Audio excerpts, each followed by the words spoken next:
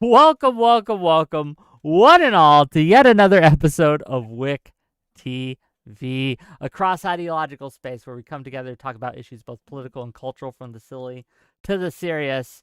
Today, we have a great topic, one that I have a lot of strong opinions on, but I've gathered together a team, a force, if you will, to discuss the pros and cons of the filibuster. For the last 10 years or so, there have been longer than that, actually.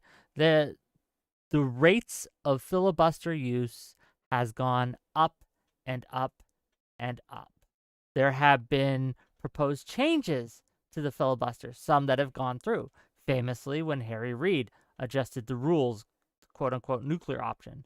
Then, when McConnell further adjusted the rules on the filibuster, on what could be filibustered. Trump tried to get it removed. He failed. The Democrats tried to get it removed. They failed. But the question remains, is the filibuster a useful tool, and is it helpful to our current American democracy? Why or why not? We're going to start with Staxioms, and we'll just make our way around here. So Staxioms, give us what you got. Let me know what you think. Let's get this started. And again, as I tell everyone backstage, there will be no filibustering the opening statements. Be concise. Go ahead. Yeah, so I think that a filibuster is a tool in the same way that a hammer is a tool. A hammer is a really, it's a helpful object that can be used to do a lot of different things. However, if a bunch of maniacs start using hammers in ways where it starts completely distorting what the idea of the item was and the weapon was to begin with. Either we need to start locking up those maniacs, or we need to start banning hammers. I'm fine with either one. The maniacs in this analogy is the Republican Party, obviously. So, yeah, I think that the filibuster has gone completely out of control. I think that that the Republican Party is the most obstructionist it's ever been, and this is the least productive iteration of Congress since the Great Depression. And I think that the filibuster is the main cause for that. And I don't like an unproductive government. That's my time. Okay, thank you for being here. I'm sure we will get into it. Next up, Elder Drazi. Give us what you got. You know who hates the filibuster? People who get their bills shot down by it. That's why Trump wanted to get rid of it. Democrats want to get rid of it. It's kind of it feels a lot like the free speech argument, where like everybody hates it when they're getting shut down, but everybody likes to shut the other person down. I think it's a pretty good tool because right now, when there's people that I like, I would really like it to be easier for them to pass bills. But when there's something that I don't like, it's really nice to know that people can take a stand and shut it down. The only caveat I'd put on the filibuster is that I really wish that you couldn't just declare your desire to filibuster. I think that you should actually have to stand there and talk. You should have put your money where your mouth is. I think it's good to show who's actually willing to bust some ass for their constituents. But otherwise, like, it'd be better if it was that. It's not, but I still stand by it because it protects us from really bad things happening too. Okay, well, thank you for being here, and we will get into it as we go. Ryan, you're up. What are your Sorry, thoughts? technical issue there. So I'm Ryan. I'm a former teacher, former federal clerk, current commercial litigator, and on Wix Spaces, I've taken I'd say, pro rule of law, pro federalism position pretty consistently, and that's the reason why I'm pro filibuster. I think it's one of a collection of procedural, constitutional, and statutory safeguards that prevent the federal system from turning into the tyranny of the slim majority, which is a particularly dangerous form of tyranny when you have a country as big as ours. So that's why we should keep it. Okay, concise. I love it. Thank you for being here. Tachyon Blue, what are your thoughts, sir? Hey, well, thanks for having me on kind of last minute here. So I'm actually against the filibuster. I think that there are a lot of checks on the tyranny of the majority in our system already. We have the Electoral College, we have a bicameral legislature. The House isn't capped at a number of seats. Sorry, it is capped at a number of seats rather. And we also have three three branches of government that provide checks and balances on each other. So there's nothing in the Constitution on the filibuster. It's a rule that's passed by the Senate itself. And I think that right now we have a crisis of institutions in our country, where a lot of people have lost faith in the system's ability to deliver the policy priorities that they want. And so, because of that loss of trust, and because it is difficult for anyone in either party to get the legislation that they want passed, I think that we need to seriously consider either reforming or abolishing the filibuster so that we can have the Congress be more representative to the demands of the public. And I know that there are concerns that, well, what if someone passes legislation that we don't like? Obviously, that's going to be a concern for regardless if the filibuster or not. But removing the filibuster makes it easier to pass legislation. But I think that having a more responsive government that's responsive to the demands of the people, I think is going to be positive. And I think that we have enough checks on our system already that the filibuster isn't necessary. Okay. Again, thank you for being here. Thank you for coming in a little last minute. I really appreciate you. Next up, one of my favorite people, Eucharist. Go ahead.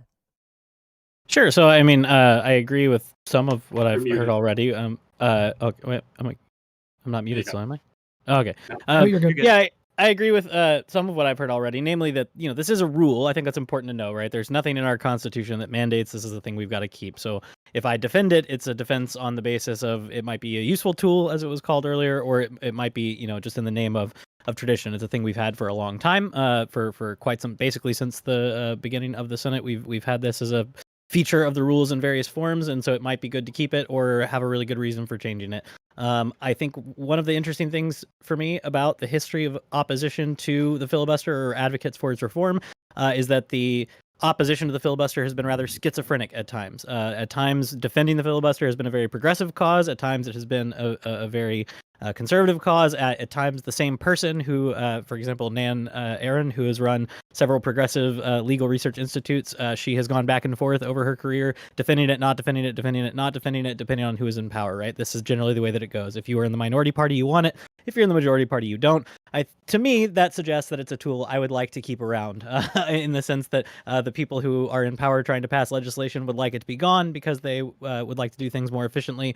I am generally skeptical of those people. So if you could convince me that you are against it in principle and you will not next week be upset when the majority and minority parties flip in the Senate, and that it is used against you and you'll complain that you don't have it, then maybe I'll take your opposition to it seriously. But for now, I'm fine with the status quo. Well, I'm not fine with the status quo. There are lots of things wrong with the status quo, but I'm fine with keeping the Senate rules as they are with filibusters to legislation. Okay. Thank you for being here, and we'll get into it as we go. Finally, last but certainly not least, Vigilante. What are your thoughts? Yeah, so the filibuster is anti-democratic, requiring a supermajority in the legislature that is supposed to be able to pass laws that they believe are the will of the people, goes against the fundamental principles of democracy. Here in Ohio, the GOP tried to push a referendum to make it where ballot initiatives had to be passed with 60% of the vote. This is equivalent to what the filibuster is. This referendum failed miserably, and it failed miserably for a reason. I'm sure we're going to hear how the filibuster has been used for good while we're debating here today. But what I'm gonna do is I'm gonna highlight plenty of instances where the filibuster has been used to combat progress. But before we get into that, I want to add some food for thought. Just because some things can be used for good doesn't mean that they are good. Police violence could be used to beat up or even eliminate reprehensible criminals from society. Does that make police violence good? Tax evasion could be used to free up more money for philanthropy and charity. Does that make tax evasion good? A vigilante serial killer could only target criminals. Does that make that serial killer good? Just because something's good and goes against the fundamental principles of our system, does it make it good? Okay, and with that, we're going to open the floor. If you have trouble getting in, please raise your hand or DM Vigilante, me. that was Yeah. fucking insane. That was the wildest take out of all. No, it's we're asking for 10% more than exactly half.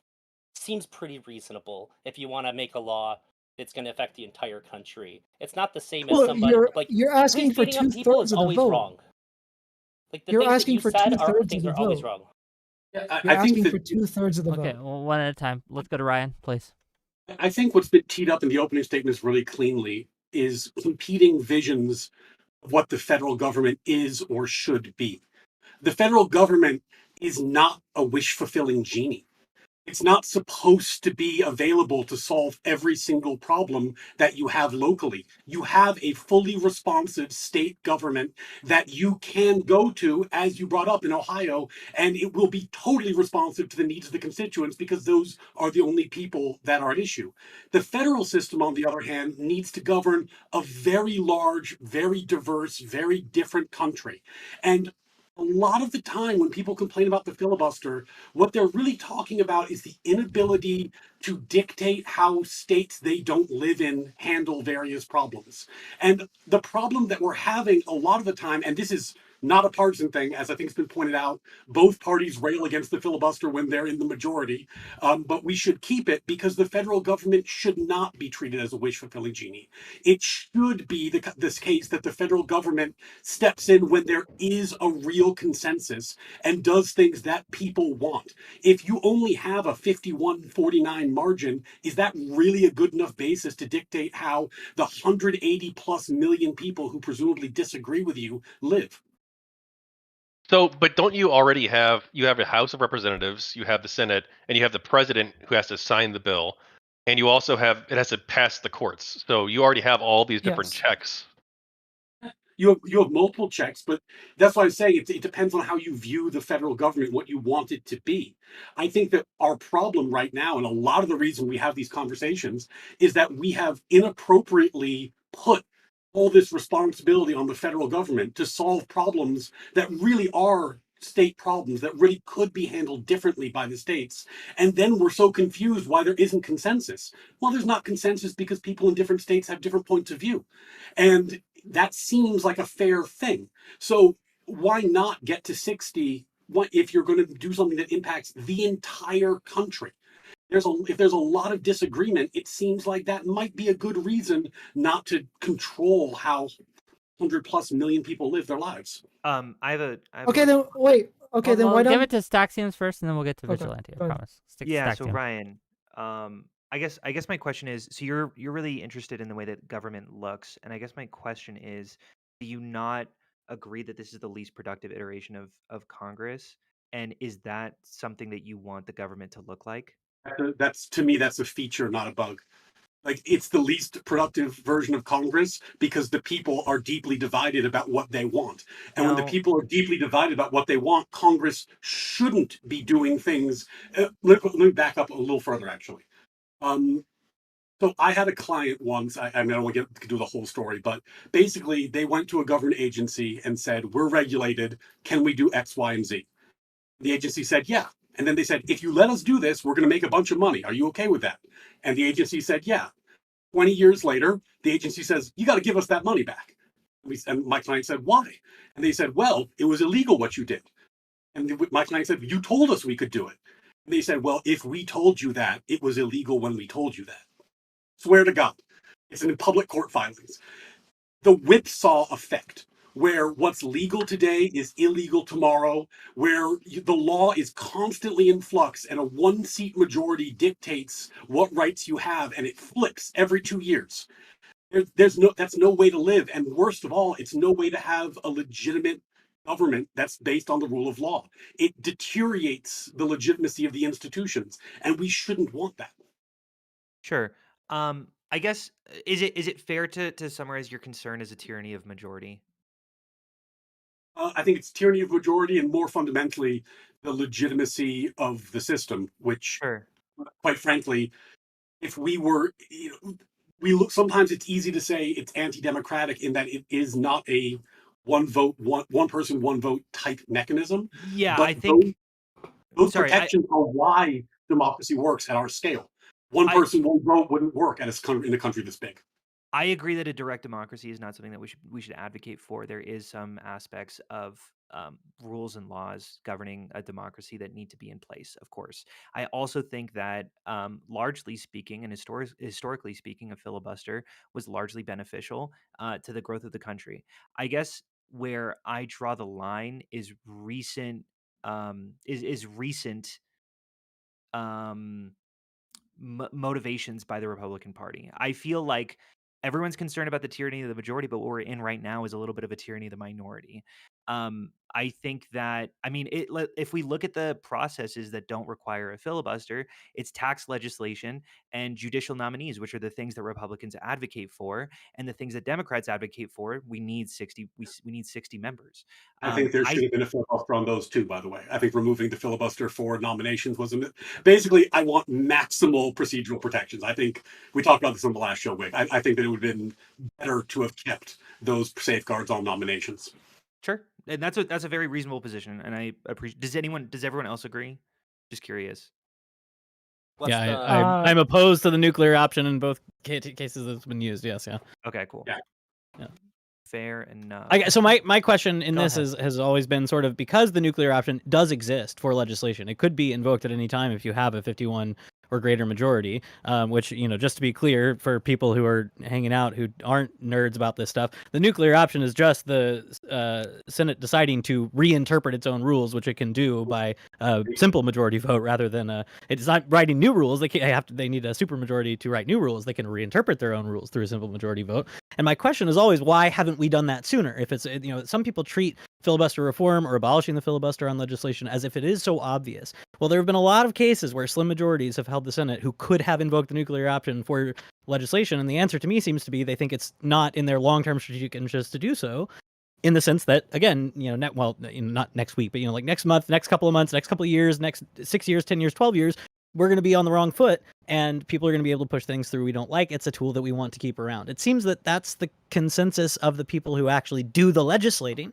It's not the consensus of the people who watch the legislating. Yeah, it's a very frustrating thing to watch, in this case, like one party be super obstructionist. Yeah, it is. But the people who actually have to deal with making the laws say, ooh, but you don't understand what power I'm going to give them if we do that right now, right? So Jenny Burns, thank you for the sub. Just real quick, and then I'll let Elder Drazi respond. My favorite filibuster-related quote is, "Thanks, Chidi, you filibustered recess." Oh, thank you. Okay, Drazi, you wanted to say Good something? place quote. Sick. So I wanted to build on that. I think that the reason why that the nuclear option hasn't happened is because I think that the people in the Senate understand to be clear, it has twice, right? Well, sorry, that it's not commonplace. Oh, fair enough. Not for legislation. Yeah. Is that we've seen pretty recently presidents that have had a majority, and without the filibuster, it's kind of king making, don't you think, with how very partisan everybody is? I think that there's a very, very big fear that like for myself, let's say Donald Trump gets elected and he has a majority. Now who's going to obstruct him? That's terrifying to me. And then for the people that want to see him in there, like you can just imagine the other side. I don't want one party to just be able to do everything they want all at once. I want these safeguards in place. I want to make it a little bit more difficult for a party to gain like snowball effect power. Okay, let me I ask. think that they understand that too. Let me. Can you guys hear me? Is this on? Mm-hmm. Okay. Yes. Let me ask to Tachyon Blue, Vigilante, and Staxiums, right? Mm-hmm. Do you hold the same position if Donald Trump gets elected and the Republicans take the Senate? I'll start with Vigilante. Yes. Why? Yes, absolutely. Because like the snowball effect that you guys are talking about, like I think that it would be beneficial for people to actually see the effects of what actually happens when the Republicans actually get what they want. Especially when we were talking about the extremist Republicans like Donald Trump. Unfortunately, it is kind of an unfortunate thing of like how bad some of the stuff that he would do is, but it would be beneficial for people to see just how disastrous it is, the effects of what he would do is, and how actually bad people's lives would get, because nobody would ever actually want to fucking vote for the Republicans again. We're just, when we sit here and use the filibuster, all we're doing is just fucking preventing and babying people into thinking that the Republicans are decent people and preventing the Republicans from actually being able to do what they want. And it's let half the country think that the Republicans are actually a decent fucking party that actually wants to help them. Let a few and they're houses not. burn down so they see the importance of the fire department. Yeah. You're saying this time when Dad comes home drunk, I'm not gonna hide his gun. He always looks for his gun when he comes home drunk. Tonight, I'm gonna let him have it, and then Mom can see what a monster Dad really is, and then we'll all be better for it. No, don't do that. That's crazy. Can I answer your question, Wick? Yes, please. Okay, I, hot take, am not an accelerationist. I do not think it would be beneficial in the long term for Donald Trump and a simple majority Republican Party without a filibuster to gain control of this country. However, I would still advocate for banning the filibuster. Maybe I would do so a little bit less, fiercely, but I still think it would be beneficial for him for the filibuster to be removed. And that's why I'm going to fight like hell to make sure that Donald Trump doesn't become president and we don't have a simple majority Republican Congress. Like, I think that that's what I care about. And why? I mean, I guess the question is, if you're taking the partisan stuff out of it and not saying which party is good or super evil, because that's, as we said, they each get power sometimes, so it's going to be the other side's turn eventually. The way I look at it is, I look at Congress and I see the House, which is constitutionally designed to be responsive to the will of the people. 2-year terms. They get really riled up about the current political thing, and that's what they do. That's their job, is to represent the people the most closely in their current viewpoints. The Senate has 6-year terms.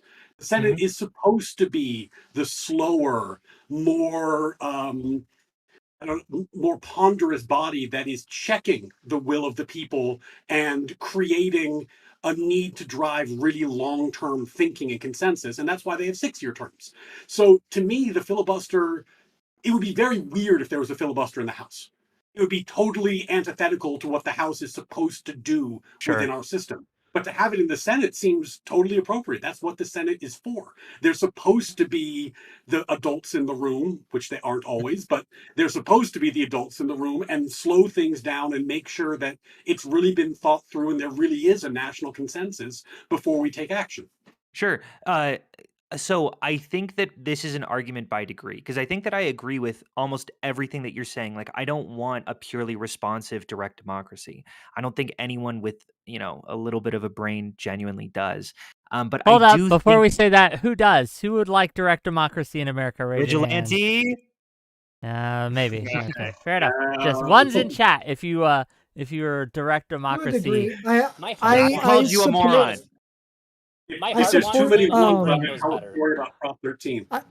I support representative democracy, but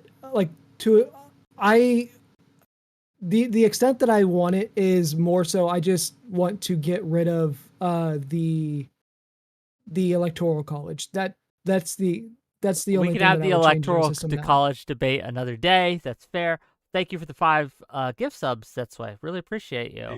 But shockingly, I'm pro electoral college too, so you can sign me up for that one. Okay. Just fair enough. sorry. I was in the middle of the No, yeah, we're tossing it back to Saxium. Sorry, my interruption. I just You're good. So, but I think what's notable, like whenever we construct a country or start looking about like meta legislation, I think it's really important to look at how other countries do it. And I think that it's important to note that we have the most anti-majoritarian checks on our constitution worldwide. Now, I do acknowledge that our constitution is awesome, but we should also recognize, it needs a 2/3 majority, 3/4 of the state. How many thousands of times has been attempted to been changed?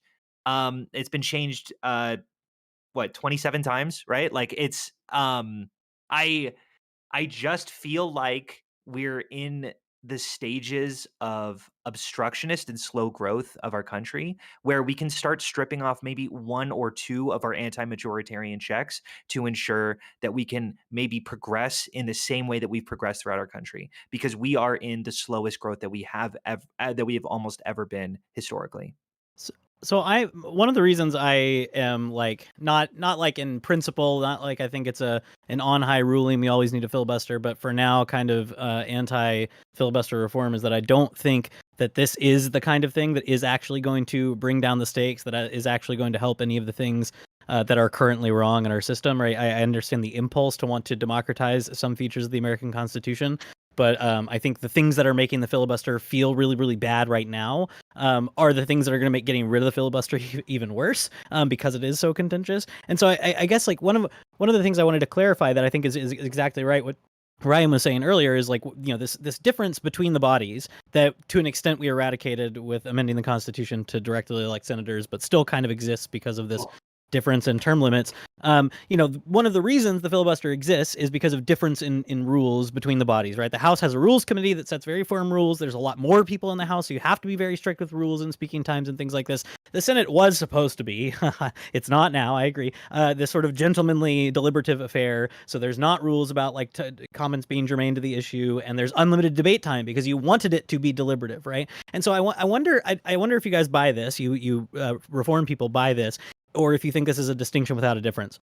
The fact, like the filibuster existing, is not requiring, technically, conceptually, requiring 60 or more people to pass a piece of legislation. You still only need a simple majority if it gets to a floor vote. It's a question of what gets to a floor vote. That's a procedural question, right? So we have all sorts of different procedural rules we could adopt in any given body. If you're in a faculty senate, a student senate, the House of Representatives, or the American Senate, you can adopt whatever rules of procedure you want that govern which things actually go to a vote. And this is one of the rules that we have that says these are the only things that go to a vote, that everybody agrees we should stop debate now, right? Like that, or this number of people agree we should stop debate now. Does that help at all? Like, it's not literally saying you need a 2/3 majority or a 3/5 majority rather to pass a piece of legislation. It's saying to even get it before a vote to actually pass a law, which to me that matters. Like, passing something into law with force of law and guns matters a lot. Like, what is on the books, as Ryan was saying earlier, like the things that you can snap your fingers and change the law willy-nilly, that scares me, right? The idea that there should be a high threshold to even consider making something a law, that conceptually makes sense to me, right? So I don't know what you guys think about that. He said this really So fast. because of the silent filibuster, because of the silent filibuster, you do, if something gets hit with the silent filibuster, you do actually have to have at least a 60% majority in order to even get it to a floor vote and get it potentially passed. Right. I know. I guess like you need at least 60 people to say they want to vote on it, right? You can have a case where you have a cloture motion pass and not all 60 people who voted to end debate vote for that bill. That happens sometimes. Like there have been plenty of instances where people are like, yes, we should move this to a vote, and I'm going to vote no on the bill. Like that happens. So. Really, Euchre said this really fast, but I think it's an important point for the listeners. So I just want to make sure people know this. The Senate used to be appointed by state legislatures, and a lot of people, myself included, actually preferred that because if only because it made the role of the Senate compared to the House more clear. They are not there to represent the will of the people writ large in some kind of one person, one vote sense. They are there to represent the states in the legislation process and state interests as cleanly as possible. And I think that is clarifying as to why filibuster would be so appropriate in that body. I want to hear from Tachyon Blue a little bit on some of these arguments, because Tachyon Blue, in your opening statements, you made an argument that we haven't touched on yet.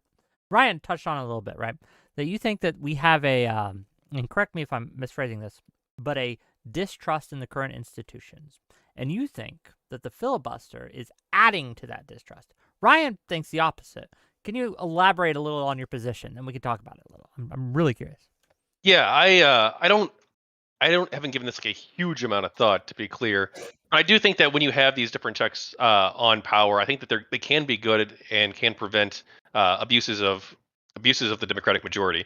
But I do think that we have too many of them right now, and we aren't able to get past legislation that the American public wants. We're not able to pass things on healthcare.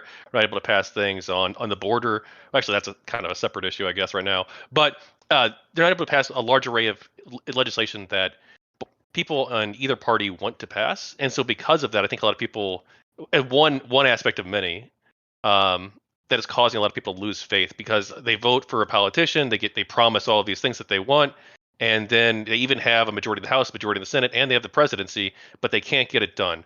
And so people, I think, feel disillusioned on that, and they think, oh, the system's all rigged, it's controlled by some nefarious group, whatever it happens to be, and so therefore they turn to populist figures and who promise that they're going to burn down the system or that they're going to get it done without working within the system.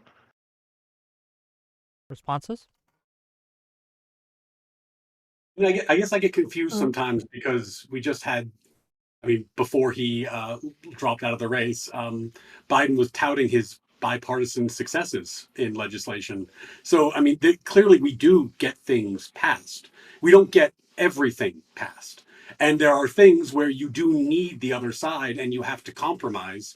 And I think that's a good thing. When I look at our debt and I look at our deficit and then I look at this constant stream of $500 billion trillion bills being passed, yeah, it gives me some comfort that there might be some check that prevents a party from just runaway wish fulfillment and saying, I'm just going to give unlimited cash grabs to my constituents because, yay, I've got the 51 vote majority. And then the next party gets it and they give 500 billion to their constituents and we're off to the races. And I just don't see how that makes things better.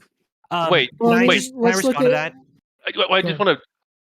But Go for it. the Dakion, spending bills are Go for it. exempt from the filibuster, are they not? The budget is there's a reconciliation process that allows you to bypass the filibuster, which is why it's used.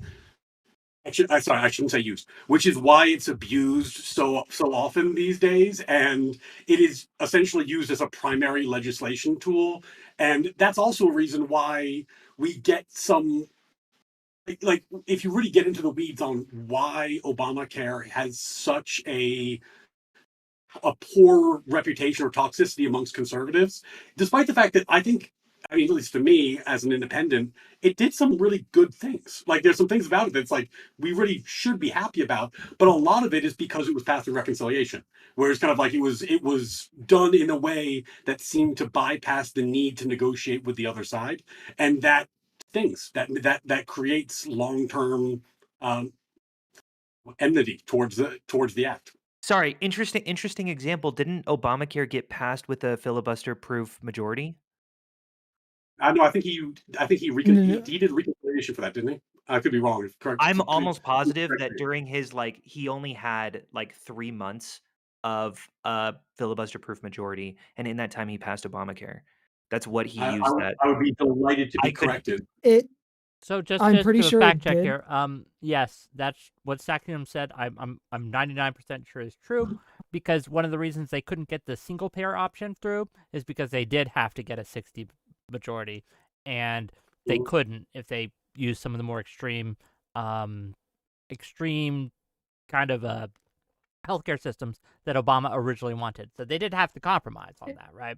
And which I is appreciate the correction. And this actually goes into the point that I was going to make. If we didn't have the filibuster, we actually would have gotten a better version of the ACA. We would have gotten a public option that people would have ended up liking more. But you would have Okay, lost it. I If think- we would have had that, it No, would have gotten I- taken down by Republicans by now.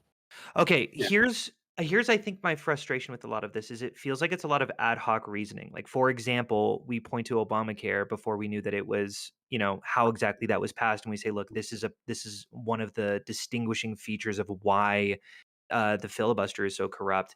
And we look at we look I'm also frustrated with the ridiculous and dishonest appeal to Biden's touting that he's nonpartisan. Yes, he's touted that he's nonpartisan, but if we look at the record of what Congress and what bills actually get passed, not a lot got done. And yeah, one politician said it, but let's look at what actually happened, which is not much happened. Does this make sense? Ryan? It does, though. I don't think that. I'm not sure I agree factually. I'm as we've just seen. I'm totally capable of error. But I actually thought Biden did get a rather significant amount of legislation passed through a filibuster process during his term. That Hold on. you One don't agree with example that? that comes to mind that we might talk about. The Senate just earlier this year, I believe, passed through red flag law requirements with like 67. It was way more than 60, right? But they worked with Congress, they worked with the Senate, and they worked with the Republicans in the Senate, and they crafted gun control, actually, that went through the Senate. Just to Yeah. And we had Just a fact chip, check. One we had example. infrastructure, we had there was a bunch of stuff that got passed. Sure, but just to fact check, last year, 2023, 34 bills were passed, making it the least functional session since the Great Depression, according to congressional records. Well, that's interesting. It's an interesting stat, and there is. I'm not knocking it down because there's merit to it, but there's also a question as to what bills do. Like one of the things that's Sure. happened is the bills have become so omnibus and intense, where you see something like the Right, like Inflation the Reduction Inflation Act. Reduction Act, exactly, was so. I mean, I understand what Jesus, you're saying, that it But was so hold on, big. That hold could on, be- Ryan. that could be 800 bills. Ryan, to your Yeah. to question you though, isn't that one of the side effects of the filibuster? Is that they have to make these omnibus packages that have to go through they have to kind of sneak it in, right? Whereas before, without a filibuster, they could simply up or down each individual portion. I don't know that those are linked. It's possible. I mean, there's an argument to be made. I mean, certainly the timing lines up in that sense, but I don't know that one caused the other. I Okay. think what you end up having is a network of other problems that I think are more worthy of reform, like the idea that you can have a bill that's so long that nobody can read it and then require them to vote on it in a time frame where no human possibly could have read it. That actually does strike me as a problem. So Sure. like there are, I think it has a little bit more to do with that and the way that modern coalitions are built than the filibuster. But I mean, I don't think it's falsifiable. I guess it $5, could be. sure. $5 from generic plays. Biden passed most of his major legislation in the first 2 years of his administration. That stopped when they lost the House in 2022. I think I have a question for. I mean, Ryan kind of answered this question that I didn't know I had, but what kind of reform would you guys be interested in, Eucharist and Eldrazi? If you are at all, I'm just curious. If I was think going they to should take, have to act- sorry, go ahead, please. I just think that if you're gonna filibuster, you should actually have to do it. I think you should actually have to stand and talk, because otherwise, I don't know how much you actually like. I think it's a great tool if somebody really believes in something, but if you're just doing it to abide by party lines, I kind of think that's I think that's a crock of shit, and that's not. How would you enforce that, though? I don't want to see that. How would I enforce it? The way that it used to be. You used to actually have to be standing on the Senate floor and using your time to speak. And they changed that, I think in the 70s, I want to say. Yeah, my So if you're understanding doing is that, Yeah, we have this like two tracks not now where you bullshit. can be considering the cloture motion on one side and then be conducting regular business on the other side.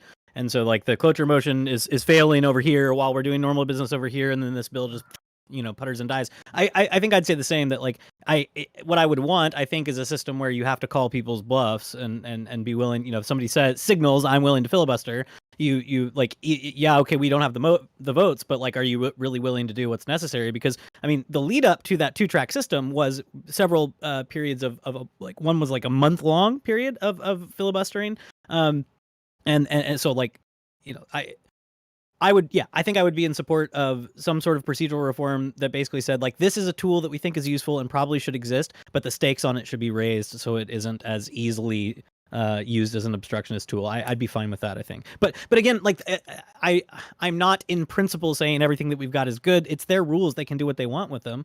And so I think that's a good point, right? This is not constitutional. Like, nothing is going to explode if we just don't have this. I just... Looking back on, especially post 2013, after we invoked the nuclear option the first time and then the second time, I don't know that we're living in a better world after those instances, and I don't know that it wouldn't have been better to find other options if Republicans in at least one of these cases would have allowed it. One nice thing about Eldrazi's solution is it might drop the average age in the Senate. you'd think twice before voting for Dianne Feinstein in her last term if you thought she had to stand up and filibuster for 16 hours. You got a bunch of Or- Zoomers with their Red Bulls and their Monster Energy drinks ready to filibuster on hand, ready to go. Okay, but go ahead, Vigilante. I'm not please. gonna lie. I imagine Mitch McConnell on the brink of collapse after like standing in place for an hour and a half talking when I said it. So yeah, that's the part that I smuggled in. For the pro filibuster, But it wouldn't people need here, to be. Hold on. But it wouldn't need to be Mitch McConnell, though, right? Yeah, it could have been. It could be anyone, right? No, that's just the most fun version. Right, but it could be the youngest version. So would that really affect really anything? Right? Like you could just pick your most athletic member of the Senate. $5 from Slong. I don't know. I think this. Oh, sorry. I'll let you make your money. Sure. Quick. $5 from Slong and Stew says reform. Get rid of political parties. Filibusters would be used as they were designed if there were no team allegiances. That's the dumbest shit I've ever heard in my entire life. Just no, so you know, $5. It's the best. Anyone who gives me money is the best. But go ahead, That's how the system works. The So system is the best for for the people who are pro filibuster, do you guys know what the longest speaking filibuster is in American history? Roughly 24 hours. Do you know More or less. Do you know what it was on? Do you know what the topic it was on was? Let me guess. Not off the top of my head, Slavery but I or knew like how civil long. rights, something really. Yeah, probably something heinous. Yeah. It was What on is the it? Civil Rights Act. It was Okay. on the Civil Rights Act. The And LBJs. Drazi did get it right. It was 24 hours and 18 minutes. Oh, and look what we have today, the Civil Rights Act. It didn't stop it. Yeah. Yeah, I mean, Wait, were they? I think, Oh yeah, they were filibustering against it, huh? Yeah. yeah, I think. they I mean, I were think the filibustering hollow to stop argument it.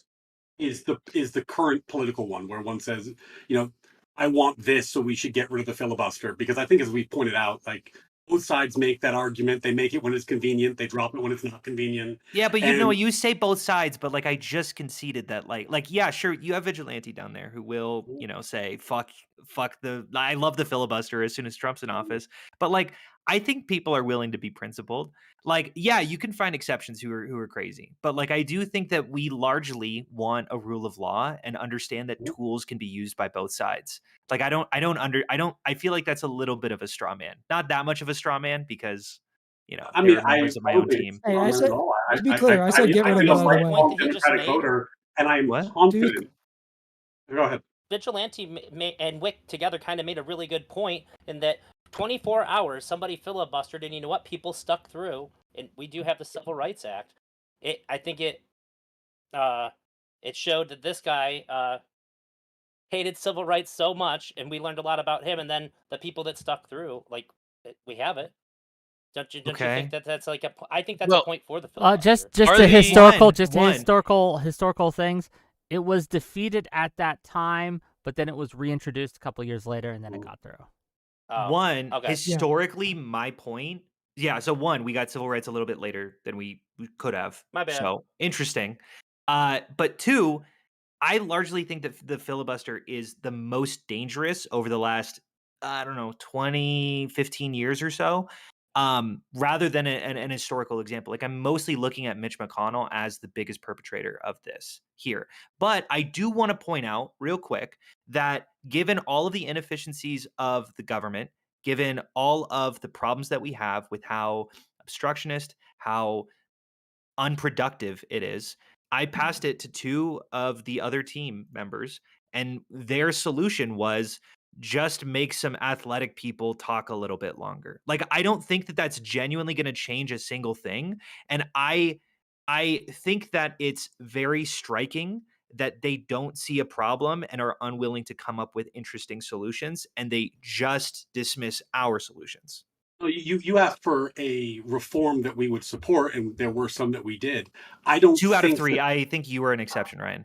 I don't think the federal government being slow is a problem. But at what I point? think that's a feature. Like I think that's Sure, that's how but it's like proven. this is an argument in the matter of degrees. At what point is it too slow where you're going to say this is a problem? Never, or like I guess that's my question. At what point is it too slow? I mean, I'm not sure. I would have to. I mean, we could get into different fact patterns, but I don't even know what's happening now that makes you feel like it needs to be so much faster. Why is now so different that any other point that structurally the federal government should be more responsive than it has been? I I guess I think don't understand. I think Mitch McConnell's complete defanging of Obama's presidency, so much so that his only real policies that he was able to enact was within like a 3-month window, was pretty damning. I also think that, I mean, they removed the Obama's constitutional right to nominate a Supreme Court justice. Like, and I know that's not really on the filibuster conversation. No, it is, right? Because that got Mhm. right. Like, that's what the filibuster stopped. And it's interesting, like, it feels almost like I'm more pro constitution than you guys are, because it's like this is getting in the way of fucking nominating a Supreme Court justice. What's more constitutional than that? Wait, okay, so I'm sorry I had to run for a child thing, but I just heard the athletic analogy, and I just want to be clear, like, you're saying there are problems. I think most of us would agree there are issues with government, but you were asking us specifically about filibuster reforms we might agree with, and so the idea that like we have no more serious solutions than just like this one thing, which is actually make people filibuster. I mean, there's lots of things I would fix before I think the filibuster would be sort of a magic fix. I That's my apologize. issue, right? I wasn't asking for filibuster reform. I was just saying reform writ large. Oh, okay. Well, in that case, my apology. there's Yeah, lots yeah. of- So because I misinterpreted your answer then, and you misinterpreted my question. So Yeah. Okay, that's fine then. But I did too. I think My you're right fault. that the Supreme Court thing is huge, right? And then the obstructionism in 2013 that led to the first invocation of the nuclear option was huge as well, right? That you have all these vacant seats and just are you're putting up roadblocks at every case. I think it's important, and I don't think the people that I hear talk about this the most, you and Josiah and all these people, I think are right that like we should put blame where blame is due. That there are people who are using these tools in very obstructionist ways. I think that's fine to recognize that. I don't follow down the path of like, well, now we should get rid of it, because I think the consequences end up being rather clear. Like in the Trump presidency, when we get a couple of Supreme Court nominations that you guys are probably not super happy with, might be better. Also, there are all sorts of opportunities where I think it might be better to have the option to be obstructionist. I'm fully willing to accept that. Yeah.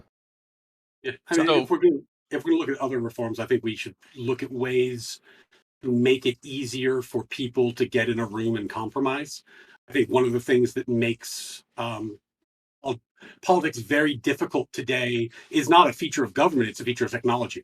We just have total media coverage 100% of the time of everything these people say and do. And if you're always talking to the nation, you can never back off a public position and compromise on something, because you're never in a back room where you can kind of make the deal. And I think we need to think about ways that we can either change our expectations for our politicians or change the way that they're covered so that they have room to actually be statesmen. I wanna really focus in on this, because I find this point interesting, right? And it because a couple principles I have come into clash on this, right? I do believe that we should have free, open, transparent discussions. The public has an interest in knowing what each of its politicians are doing and saying, even behind closed doors to some extent, right? That there is an interest to know, well, who is my legislator, my representative, talking to, right? What kind of deals are they trying to make on my behalf? But there also, at the same time, is no one can publicly be seen working with the other side, because then they are a traitor. Mm-hmm. And they will suffer. The people have decided that they will destroy and vote out anyone who dares to work with the other side. Look at Cinema. Look at what's the other guy's name? Manchin? Yeah, Manchin. Manchin, right? I don't Manchin's equate not those even two ever running. again. Jesus Christ. Manchin's just not even going to be running for re-election anymore, because he knows he can't win, right? And there's other incentives at play that just makes it so very, very hard.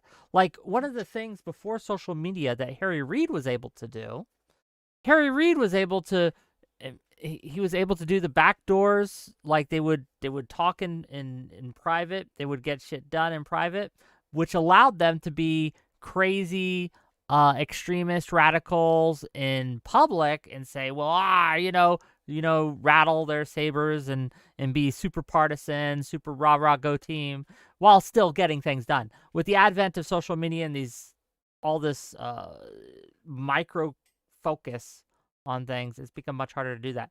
But I know that so I want thoughts on this as we go. But I want to pass it to Tachyon Blue. He was trying to get in, so I want to make sure he has some room to get in there. Go ahead. Ryan, you mentioned competing visions for like what the federal government can or should be. And, obviously we're going to have like different disagreements in society about what exactly the scope of the federal government should be, what areas it should be involved in. But ultimately, though, if people are voting for the policies for politicians who have the ability, in theory, to pass the laws that they want, isn't that just ultimate? And the laws aren't unconstitutional. Then isn't that just democracy? That's the will. That's how our republic is supposed to function, minus a filibuster, right? Which isn't in the Constitution. And if you don't want like the government to expand, you think that it's in too many areas, then wouldn't you want? You can vote for libertarian candidates. You can vote for candidates who are going to shrink the size of the government, and not having the filibuster could even help you pass repeals of certain laws that you don't like, right? That are spending too much money, for instance, or. Surprised if I could find a candidate who would actually shrink the size of the federal government, I'd vote for them in a heartbeat. I just haven't found them yet. But I think what I was getting at is that there is a state system in place where you can vote for anything you want, and the state has almost unlimited power. It's not a limited government at all. And then we have a federal government that is a government of limited power and does span the entire nation. So the limited number of things where we have true consensus are the things that the federal government should be concerning itself with. When you get down to like a really slim majority and you're passing something through like that, it just makes me wonder why 120, 130 million people who don't like that idea have to now live with it. Why not do that in a locally where you have the ability to do it more easily if people agree? And there are there are absolutely many things where we need to speak as one nation. We need a national unity. We need one voice, or it's just something that affects all the states. So it can't be done locally. But that's not everything. And I think a lot of the reason why we are frustrated with our federal government is that we're expecting it to do things that it's just not designed to do. Could I respond? Go ahead. Great. So I don't want to come across as a single issue voter, but on this argument, I might be a single issue. I think that I know this was 8 years ago, and this is ancient history, but what happened to Obama with the Supreme Court nominee? Using the power of the filibuster to revoke his ability to nominate a Supreme Court justice is, to me, one of the most anti-constitutional, anti-rule of law, anti-use your tools, whatever you guys want to call this state of mind. And I just want to make sure that I could say maybe I'll back off the filibuster, maybe I can come up, maybe there's better reform elsewhere. But I guess my question is, what kind of reform would you guys want to see in the Congress to ensure, like, maybe obviously not the filibuster reform, but how do you ensure something like that doesn't happen again?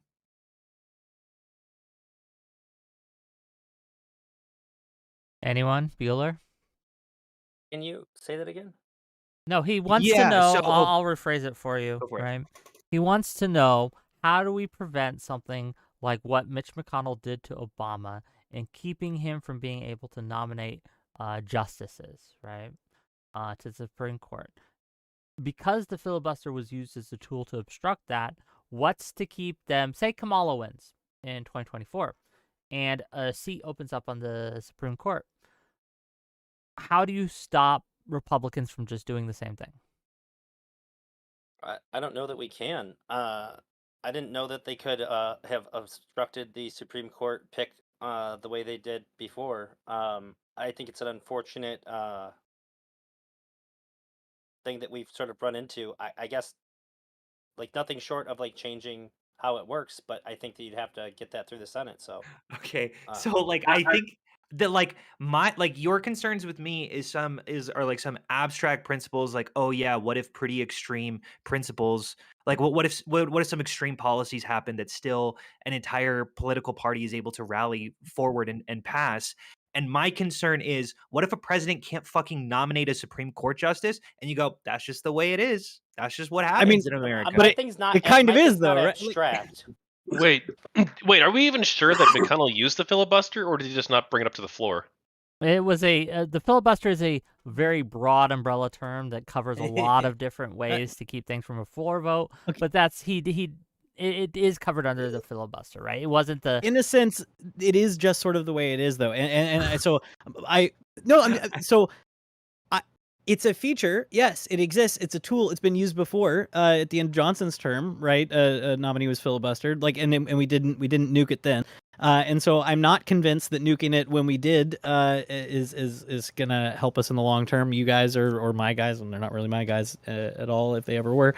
But yeah, I think the fact that a tool can be used badly, you mentioned, like, it's a tool. It can be used well. It can be used badly, and we should I think punish the bad uses. I would hope that the people who do like remarkably obstructionist things get electorally punished, get punished when But they don't, what goes right? around They comes don't. around, right? Well, Why not? they have been in the past. Huh? Like, there have Because been swings in party control, because right? American people are fucking retarded. Like, yeah, Well, of that's- course. No, actually, the donator got it right. The reason they're not punished is because we're locked into a two-party system, and in a Oh. two-party system, no, this is what it is. Stop. Negative- Anyone who rallies negative- against a two-party system, No. it makes electoral sense for the public to merge and fuck, what's the term? It makes sense for a Coalesce? centrist to coalition building, right? Like, Mm. it makes sense for somewhere, if you lean slightly left, to push yourself in a left-leaning party so that you can coalesce and beat the other side. That just like that is a fact about democracy. That happens in multi-party systems. It's just It does, I agree. between different parties. Well, what do you The- do in it? Sorry, go ahead, The Ryan. thing about our system is because it's a formal two-party system, you enable negative. It's not a formal two-party campaigning- system. De facto, then, in a way that is really brutal, because you don't ever have to be the right candidate. You never have to be the one who really is embodying what the office is supposed to entail. You just have to be better than that asshole. Yeah, but And that's how our campaigns are running. And in a world where all you have to do is be better than that asshole, then you don't get punished for brutally betraying your office. Like, I hated what Mitch McConnell did, but he's not going to get punished for it because his voters are going to say, well, he's better than that asshole. Of and there's only two course. choices. Of course. But hold on. But I guess my question is the United Kingdom a de facto two-party state? I think everyone would say no, right? And yet, what are the two parties? You know what I'm saying? It's Labour and the Tories. Like, Well, But they're also British, so so it who has cares some about majoritarian British features that drive us towards a two-party system, with some other things that make minority parties more likely to emerge. and So, I think like, my point is that really two-party big systems in a requirement democracy for are all kinds of necessarily stuff. going to emerge. Maybe not as distinct as it is in America, but they're still going to emerge. So this frustration to me feels toothless. Like, there's no, this doesn't lead us anywhere. Well, what do you do if one of the parties goes bad? I think the frustration that we're seeing with the filibuster is it is a feature of the two-party system, but it's a particular kind of two-party system that has ideologically sorted as extensively as ours has, right? We've had this period over the past 20, 30 years of real issue ownership and real conflict extension that has made the parties more pure and ideologically aligned than they ever were before, right? That like, we've always had more ideologically mixed parties up until the past few decades. And so now that they are so pure, when you get these thin majorities, you have no cross-aisle voting, almost no cross-aisle voting. So it becomes a real problem when you have these more homogenous two parties. So yeah, I mean, I don't think the two-party system is a problem per se. I think it is a problem when you have no real diversity in at least the voting behavior of the blocs in the parties. Yeah. Sure. I guess But I don't know. I don't know. It, like, to me, I don't know. The shit that happened with Garland, like, that to me is so anti-constitutional. That to me is so against the rule of law. Like, I hate to just repeat the same thing over and over again, but like, that to me is a huge sticking point for why the filibuster needs to go, is because presidents can't even elect Hold Supreme on. Court justices Let anymore. me push back on that a little bit, because Sure. one, that's not the first time a president hasn't gotten to their first pick. But usually before, right, what they would do is like, oh, you're not going to vote for this guy? Here's another guy. Obama didn't do that. McConnell no. McConnell, and right here is the problem with the current Republican Party, is what McConnell said was, I don't give a fuck who Obama who Obama elects. Garland was famously pretty centrist, and he was expecting Republicans to start merging into the line because he expected that would happen. And McConnell said, no, toe in line, place your place, like stick the landing, everyone not move.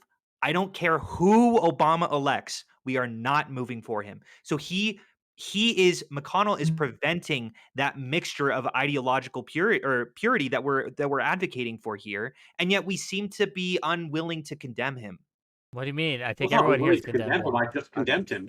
I'm unwilling to change the the biggest entire piece of shit. system on Fine, that. fine, fair enough. Sorry about that. Fine. But like, do you see my problem that like at this point of time where we have people like McConnell who are willing to use the filibuster in this way, it sounds like we can't use the filibuster appropriately anymore, and it's time to take away the tools that we can't use well. My question is like, as far as I can tell, and I was just fact checking myself. Quick Googling suggests I think this is the most recent time it happened, and maybe the only other time.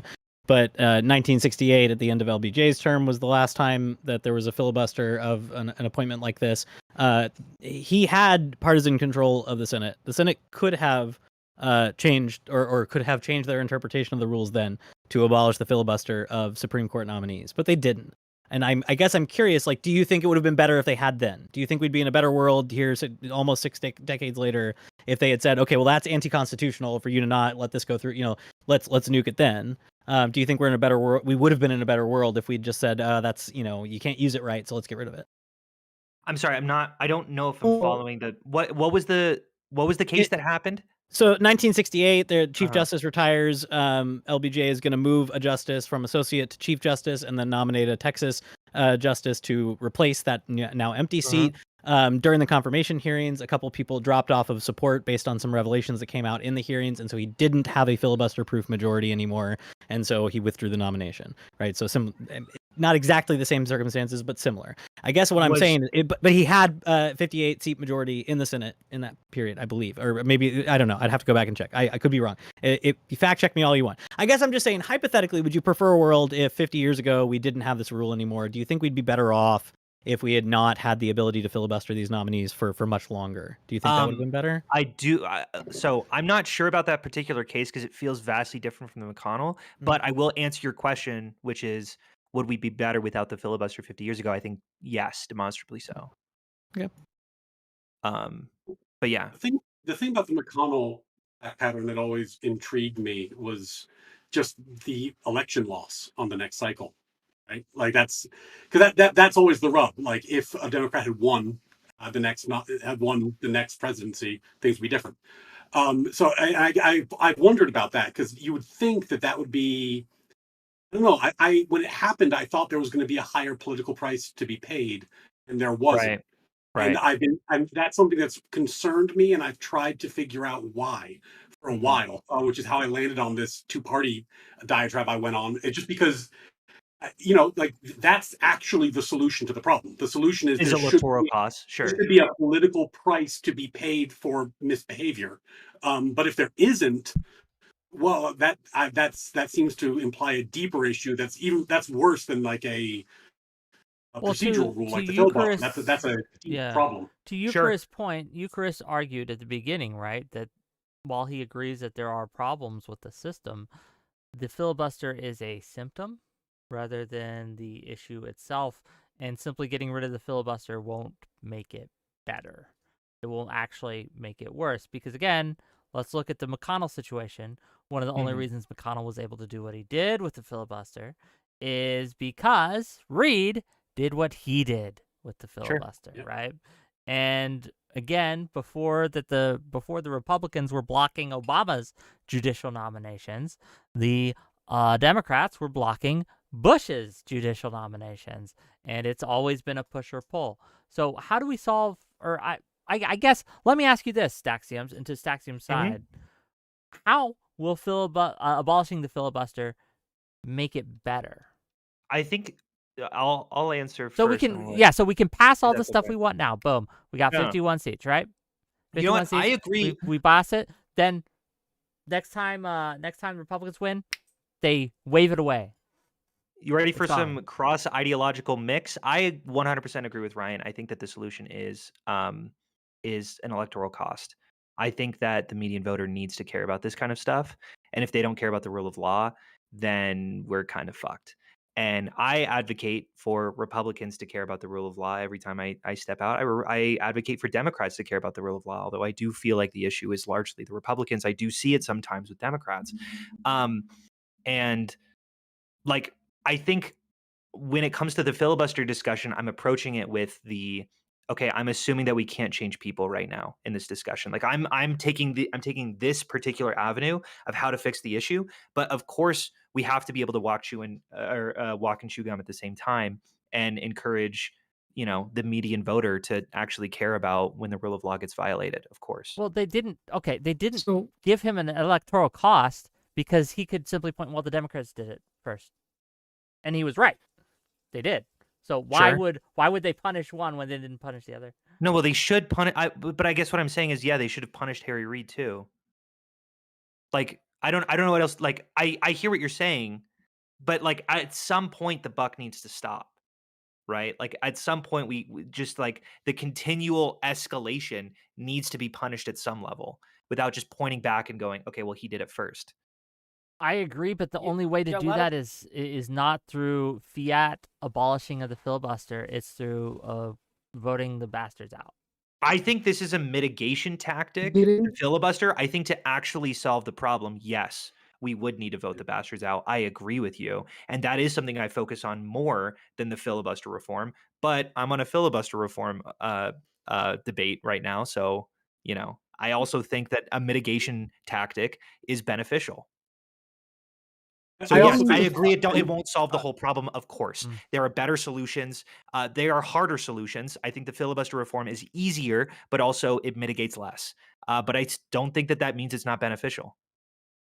the other thing so I wonder if Wick, you were talking about with the Garland nomination, because yeah, McConnell was very clear he wasn't taking it, or at least he said he wasn't going to take any vote to the floor. But on reflection, the fact that it was Scalia's seat, I think, had something to do with why there wasn't an electoral cost in the same way. Like, because you were trying to replace the lion of the conservative originalist perspective, and that seemed to justify some. What I think most people would agree were underhanded tactics in order to defend the seat. So, I mean, I guess the query is if Obama had come out with like a more center right justice than Garland, would that have moved the needle?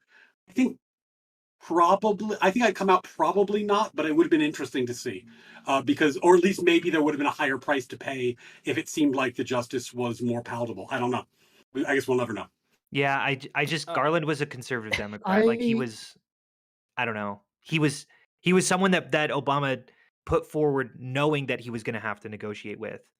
I don't know. I like if that's the mitigation tactic of yeah, maybe we'll just have a pretty firm right conservative, but he's not Anthony Scalia. Is Like Garland super right? I thought that think was he's the center. he's I the think that attorney he's general of in Biden 2016. right now. So In 2016, I believe he was. was I can double viewed check as- though. He was viewed as a compromise, like Yes, if you look at that's like what Justice Jackson, he's a compromise in that he's less ideologically consistent with the Democratic position than Justice Jackson is when she was nominated, but he's certainly not like a center or center right or Sure. originalist thinker. Fair enough. And I guess what that seemed to be the specter that loomed over it, was the Scalia of it all. And I think a lot of conservatives would have gone to the moon and back to protect Scalia's legacy in a way that maybe it would have been different if it was a more moderate let's seat. give the mic to Vigilante, then we're gonna give it to you, Chris, and that's the order we're gonna go in. Sorry, I lost my train of thought. The original question was the way. Okay, you were cutting out. I don't know what's going on, but we might have to give it to you, Chris, till you fix your audio. So, you, Chris, go I ahead. need to restart my internet. I'll be right back. Okay. All right, If I can squeeze in after him. Yeah, I want to read something, and I won't do a gotcha. I thought about doing it, but I'm not. I don't do blood sportsy nonsense things. This is an op-ed by, I mentioned earlier, Nan Iran, who was the president at the time of Alliance for Justice. She retired as a great progressive legal activist, and she's somebody that I mentioned has waffled throughout her career on the filibuster. And she started earlier in her career, or at least 20 years ago in her career, defending it on principle. There were movements in 2005 during the Bush administration for Republicans to invoke the nuclear option for Bush's judicial appointments. And I think some of her arguments are interesting, relating to some of Staxium's claims about especially the Supreme Court appointment. I know regular judicial appointments are different, but here's what she says, one of the arguments that she makes.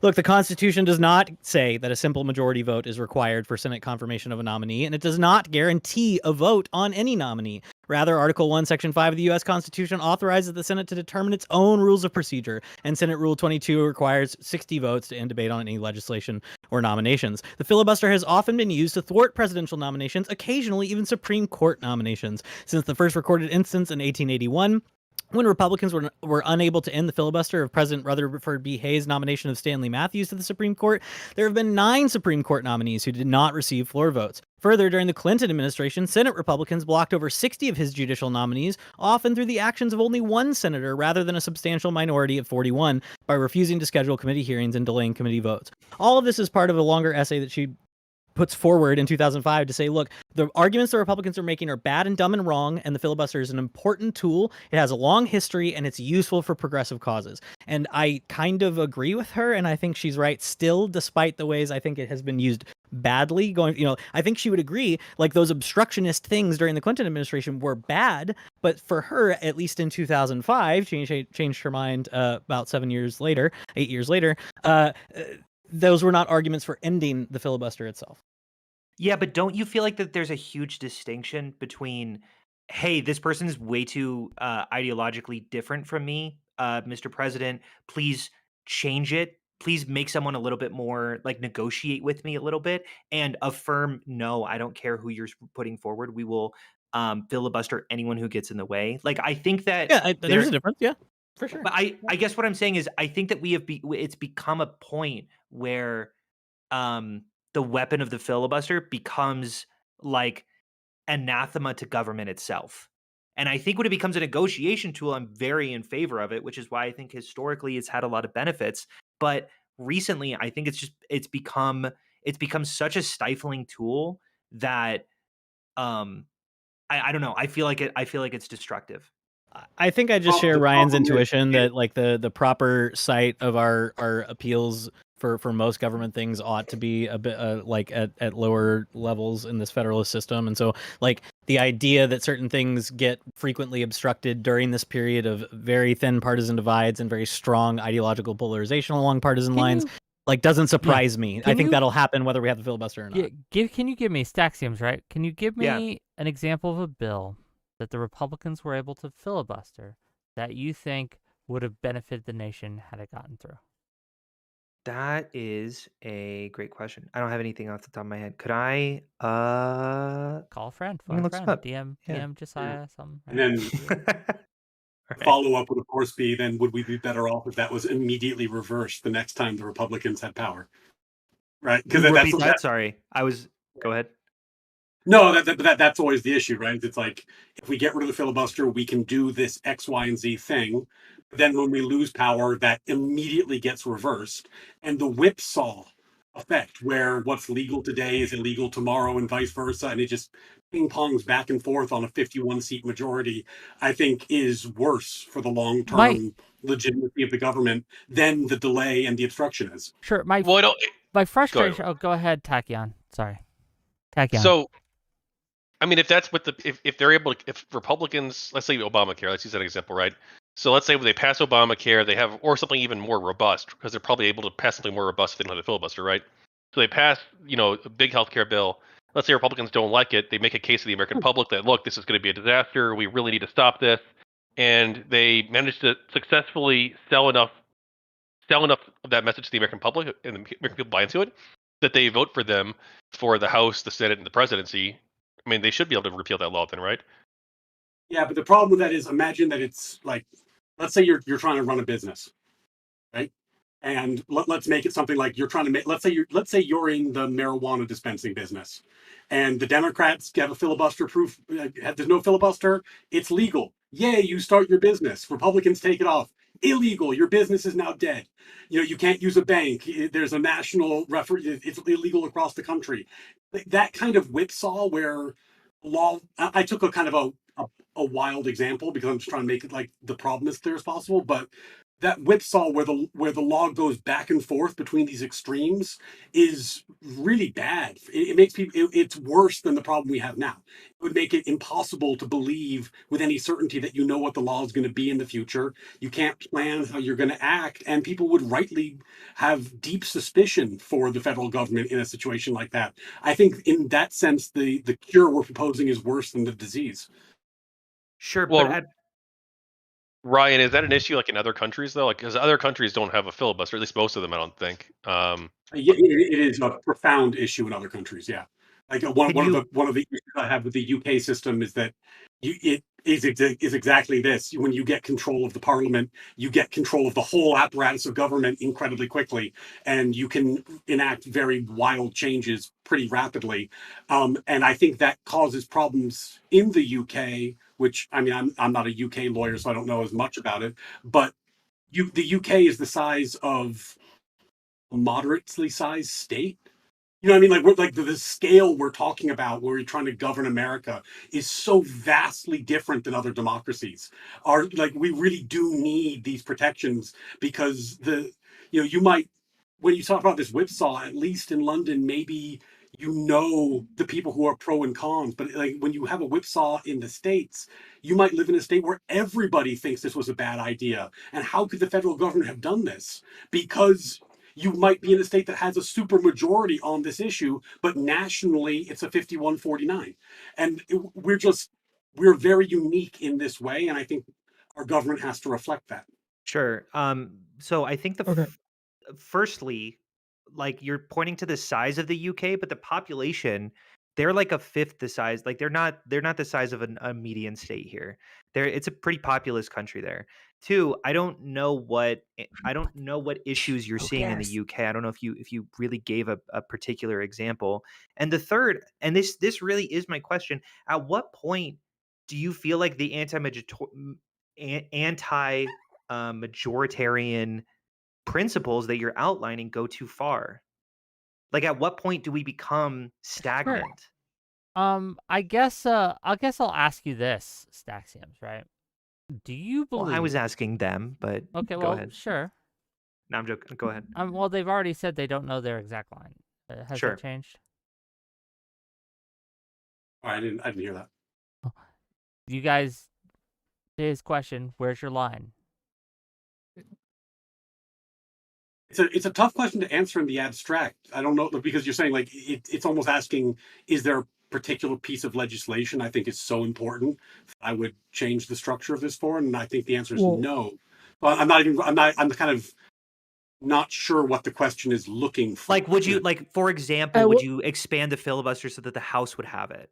Or No, like, would no. you? But like, why aren't you against majoritarian functions? No, I'm pro federalism. I'm pro a system that has structures that honor states' power, popular power, federal power, and try to allocate the balance of power Okay, between would the you? Okay, states okay, and then. but we're Okay, not then. we're not Wait, a wait, hold on, hold federalist on, hold on, country. hold on, hold on, hold on, hold on. Sorry.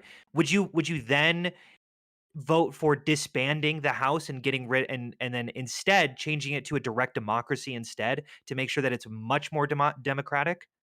No, I think that seems like a No, bad but like I idea. guess my question is like you keep having these principles, but you don't really outline where your limiting principle is. Like where specifically, like it feels ad hoc reasoning, right? You're like, no, the current system is best for these reasons, even though it's not even constitutional. Like these are pretty arbitrary rules that we all agree to. Um, but you don't agree to other arbitrary rules that seem to do the same function. I don't agree that it's arbitrary in the sense you're using it because arbitrary technically just means without reason. I think there's a reason Sure. we kept it around for as long as we have, right? And there's a reason it's only in one body, right? We have a House Rules Committee. If the House Rules Committee wanted to set debate on a bill to be non-germane to the issue and unlimited time, they could do that, but they're never going to, because that's not how the House works, and there's too many members for that to function. And so they have different rules of procedure, and I'm okay with that. I wouldn't advocate for them to change their rules of procedure directly. Just like, I mean, again, like with the filibuster, again, the Senate can do whatever they want with their own rules. It's an informal, negotiated sort of thing, and I'm fine whatever they do. I think there might be prudential reasons to keep it around. The House Rules Committee can set whatever rules they want on the bills that they have in front of them, right? So I'm not going to like sit from on high and say, well, here's my ideal structure. Like, I think there's some pretty cool things about the way our system works, and I think we've negotiated some pretty cool things to make it work better than, yes, as you've mentioned, right? A lot of these things are informal. It's not strictly constitutional. Like, if we stripped away all the things we've built up over the past couple hundred years, what the text of the Constitution says leaves us without a lot of stuff. Yeah, we could also remove the rules to wear pants in the Senate. We could do so that. they can change it if they want. I'm not saying it's constitutional. They have to wear pants. pants. No, but at what point do you, as a citizen of the United States of America, say, no, I don't like that, and I think that they should not do that? Okay. Like, I think I can say that whenever I want. I think that the people who are probably better positioned than me to make that decision are the people who have to actually live with the rule and know how the Senate procedures work. So your default is, I don't know if the filibuster is good or not, but I trust I'm saying the system at large. I'm saying I have reasons why I think it's prudentially good, and it seems like even the senators on your side like kind of agree with me that like the risks of abolishing it are kind of big, and we're not going to push that way. It seems like Trump agrees with you that we should abolish it, and that scares me. You know, that like I'm being silly right now, but like, sure. So I guess I'm saying I think we can take public opinion polls whenever we want on Senate rules of procedure, and I kind of don't give a rip because I don't trust any person who gets polled to know what any of these things are. No, but that's not what I was saying. I wasn't saying we should follow the way that the public lies, but I'm just saying, like, at what point do you say as a citizen, I don't like this, and what is preventing you from saying that about the filibuster? Because you defaulted to the fact that, you know, the House this is the way that the Senate isn't the works. mechanism for that, Staxim, and I'll let you go in a second, Vigilante, but isn't the mechanism for that is if you're a big filibuster hater or fan, you probably figure out which side your senator falls on and then vote accordingly. Wouldn't that be the way to do it? Right, or possibly like attend some sort of like public debate to sort of sway public perception, which is something that you're doing, by the way. Like, you're not purely saying from an on high view, we'll just trust the Senate, because you are here encouraging other people to feel the same way that you do. Yeah. Does that make sense? Like, you're appealing to the public too. Yeah, there's nothing. I guess there's nothing. What's weird about that? Well, he was appealing. I was saying, what about this? And he was appealing to the fact that the Senate operates in the way that it does, and he's just a citizen, so who cares? I wouldn't say who cares. I would say that, like, that's my interpretation of your argument. I would say I think we can have interesting arguments about the filibuster, what it does, and where, you know, I think on this panel appear to be above the average, you know, above the median voter in terms of knowledge of how this stuff works. And I think we can have good and interesting reasons why we support one side or the other. But I think there's also probably good and interesting reasons why, even with slim majorities that could reinterpret the rules and use the nuclear option for legislation that has not happened, regardless of party control, for however long it's existed, even when it's been used in an obstructionist way. I think probably both parties in the Senate are realizing on these thin majority lines, like, I'm not going to like what happens next election cycle if we abolish this. Okay, well, then I guess my question is, let's say it's thin majority lines. We gotta let Vigilante in here in a second. Sorry. Right? Okay, yeah. I'll be really quick. Be quick. Sorry.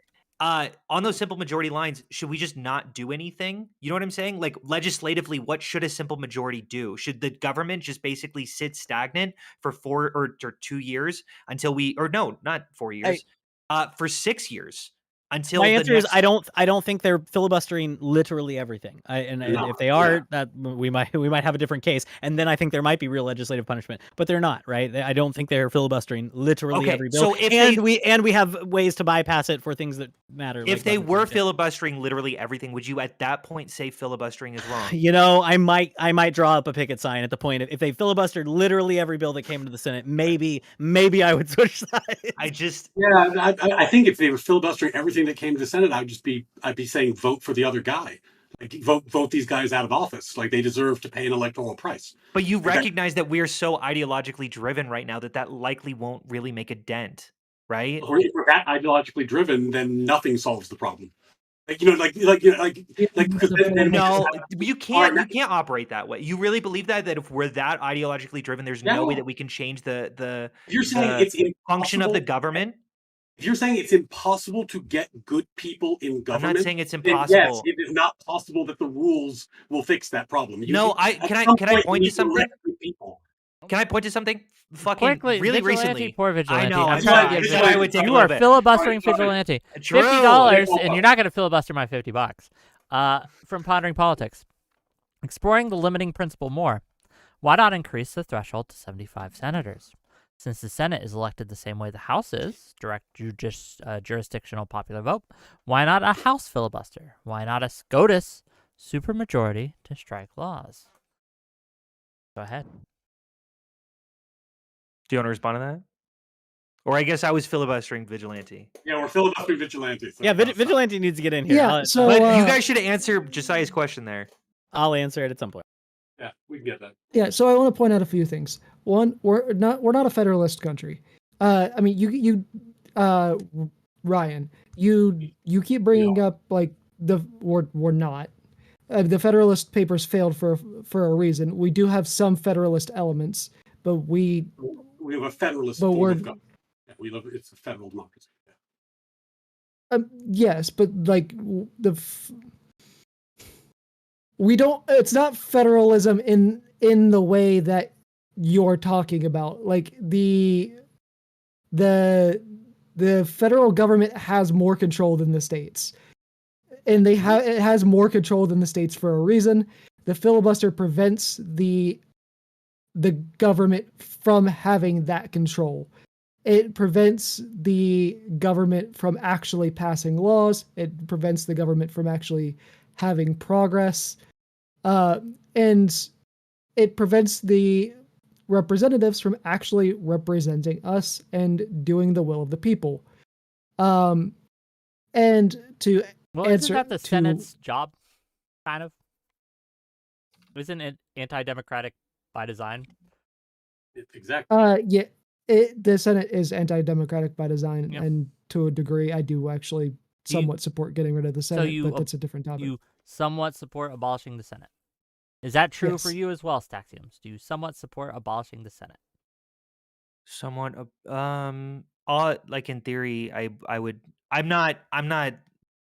don't have strong opinions about that. I see the Maybe. I see You'd the be okay pros. with it. You'd be cool with it. I'd listen to it. I'm not tear the thing down, but like What about I you, don't know. Tachyon Blue? Are you somewhat okay? Are you agnostic on abolishing the Senate, or are you pro abolishing? No, I'm all for the Senate. I think that the Senate serves an important function and check on our system on democracy, and also it gives representation to different interest groups, like the states, obviously. People who live in the states, I guess. And I also wanted to answer Wick's question that he posed earlier. The question that he posed about like what the benefit of removing the filibuster is. I believe that it would get people to actually care more about the people that we put in office, because we'd actually have to pay more attention to the people that we put in office, because they would actually have more control over the laws that we pass, because more stuff would actually be able to go through. So people would actually have to pay attention to who we are actually putting in office. So people would actually just a quick, because I'm care not more. actually sure. Okay. Which gets more voter turnout statewide? So like in Florida, during a state election, do they have lower turnout or higher turnout than federal elections in Florida? obviously lower. Right? Lower for So- sure. Yeah. For sure. Again, to your argument there, Yeah. Vigilante, given that most states don't have filibusters, right? Most states don't have these procedural rules. Well, I could be wrong on that, right? So don't quote me. But it's a lot sure the easier to states have pass something filibuster. on a local level than it is on a federal level. Why is it that no one cares about their local elections? It's because the median voter sucks. Okay.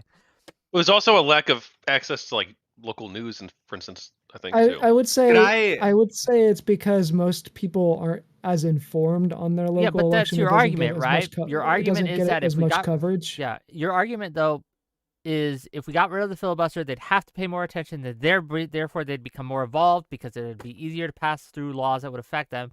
But that doesn't seem to be the case because they don't give a shit about the local elections. But I see people with their hands raised, and I do because he did My pay hand me is money. retire.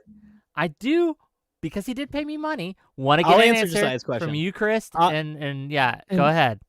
All right. 14 So states do first, permit the filibuster. Just to let you know. before I respond to Josiah's question, I want to go back to Vigilante's claim that we're not really a federalist system. I don't think this is a good capture of this because one of the points that is made in the Federalist Papers arguing for the Constitution is that we have a mixed system, partially national, partially federal, in the sense that part of it is DC dominated, part of it is relies on the states. And one of the arguments that Madison and Hamilton make against the anti-federalists who think that the national constitution aims to eliminate the state governments is know that actually this federal government doesn't work if we don't have states that are doing the bulk of the work. And I think that Ryan is right that the states do actually do the bulk of the work. They have these things we call police powers. If the federal government had to handle things like municipal legislation, speeding limits, and everything else, things would collapse, right? So I'm just looking at the last legislative session for the state of Texas.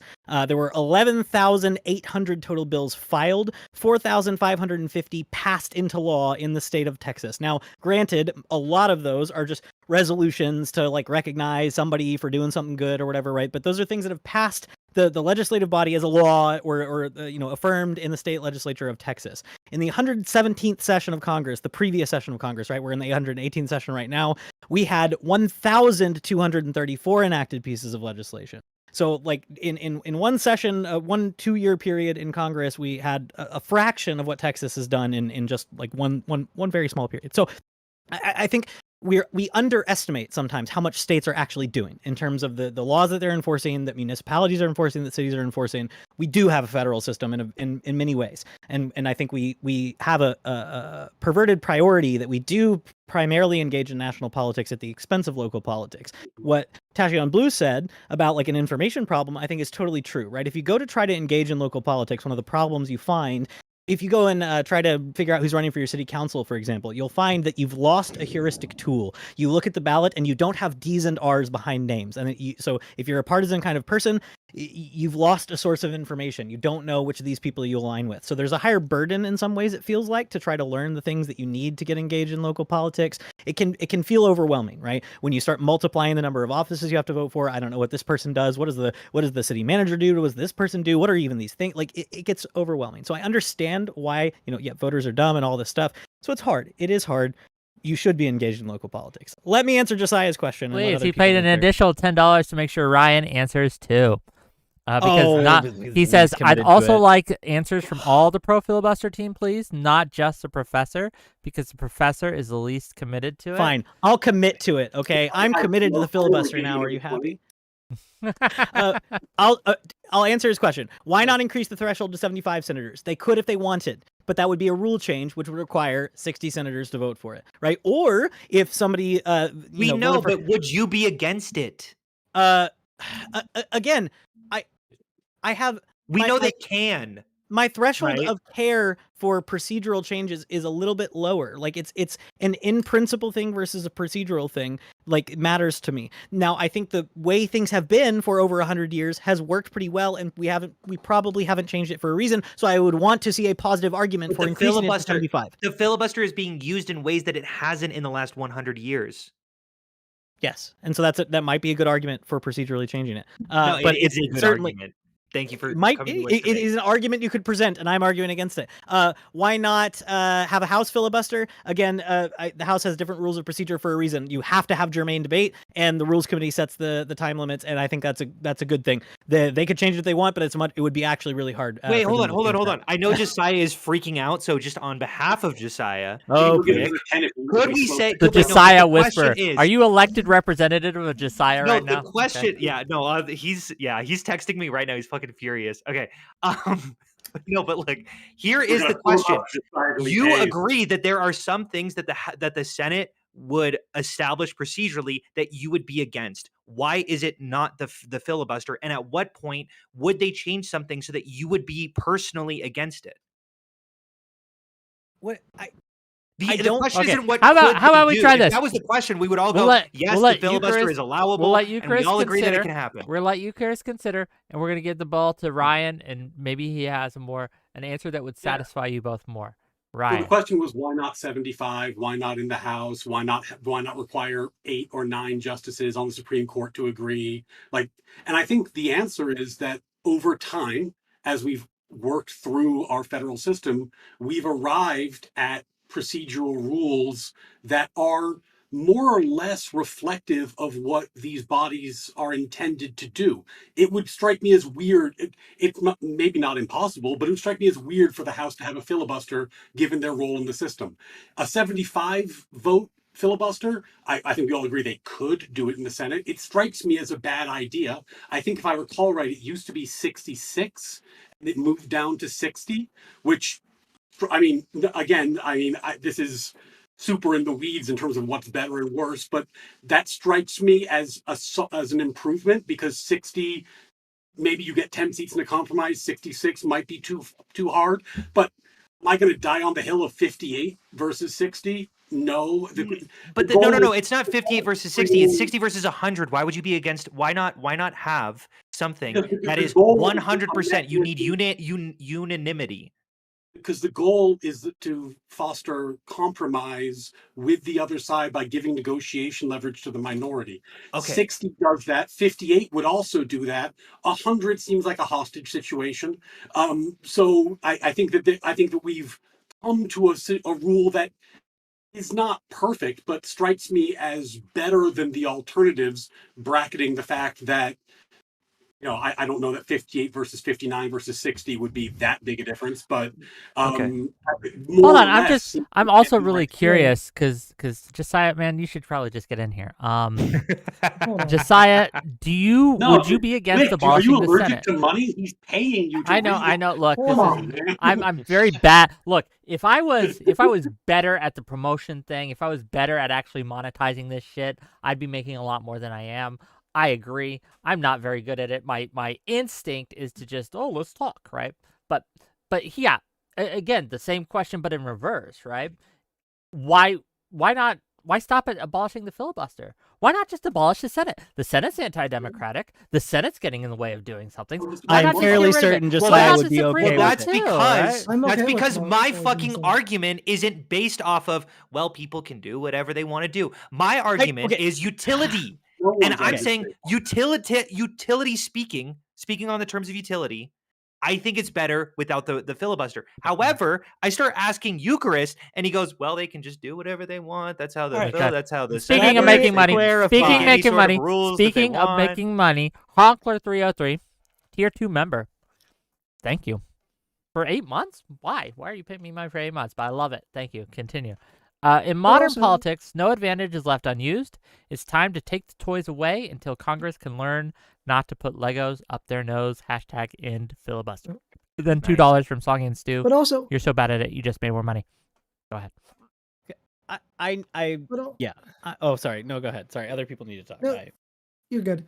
We also want to sit here and pretend like the filibuster has this great, rich history. Like, do we want to? No, we haven't even acknowledged where the filibuster comes from. Do you guys even realize where the filibuster started? Yes. The filibuster started to protect. Yes, it started to protect slave owners. It was used to protect slave owners and slave owners' rights and to protect Jim Crow. The majority of its original use was to protect that shit. And you'll never believe You'll never believe what the United States of America used to stand on. Did you know that we used to have slaves? Sorry, I know you're on my team, but like this appeal to history doesn't make any sense. Yeah, like marriage used to mean owning a wife and making sure they don't have a bank account, but now it doesn't, and that doesn't mean that you can't have a wife. Does that make sense? Like I don't think this appeal to history means anything.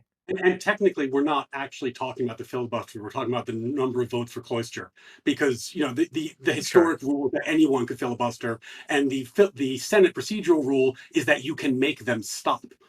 Right. So the 60 is to make them stop. So what you're actually so technically, I mean, the history goes way deep. I'm sure you could trace filibuster into UK legislative history for generations. Okay, if It that's goes your back argument, to Rome. if Okay. that's your argument, that's fine. But I will not hear a pro filibuster argument on two different grounds. The first being intent of the founding fathers on something that's not even fucking constitutionally given, and second, they can do whatever they want. It's the Senate. We know they can. Wait. How do you feel about it? Okay, I was hold on. merely agreeing with you that the historic argument doesn't lead anywhere. No. Sure. Yeah. Let me I was clarify. maybe my a little point. distracted. Let me clarify. Let's let Eucharist try. Let Eucharist try. Go Okay. ahead. And I see you, Tachyon. And Eucharist is going to try. Then we're going to Tachyon. Go ahead. I think, I would like to hope, maybe this isn't true, I've been dumb before, but I would like to think that my position here is consistent, which is, if you're advocating for a change, I need a good reason, right? So my position toward the why not 75 is kind of the same toward abolishing it, except that why not 75 is just completely arbitrary and raising the standard. Why not abolish it is, well, abolish it is the status, or having what we have is the status quo. We've had it for a period of time. We've had opportunities to abolish it, and we have not. So why don't we try to understand why we didn't, why people thought it was a good idea, why progressives in 2005 were vigorously arguing on principle to have the filibuster as a protection against Republican machinations, right? Why not try to understand those things? And then that's my positive case is stasis, right? I'm a conservative. I buy into the Do you feel like I haven't? Stereotype. No, I know. But so he's saying, why not 75? Give me a case for 75. Explain to me why you think 75 would be good, and maybe you could convince me, right? Maybe I want a more obstructionist government. Hell yeah, let's do it. But no one's tried to convince me of that. So the arbitrary question, why not 75, is like, well, if the people involved in this deliberative process sit with their rules, again, going to the intent of the founders and what the Constitution says, they get to make their rules. If they sit with their rules and they find a good prudential reason why 75 works better than 60, you know what? They can do it. That's why I'm saying they can do it, right? No, but that's not the no, hold on.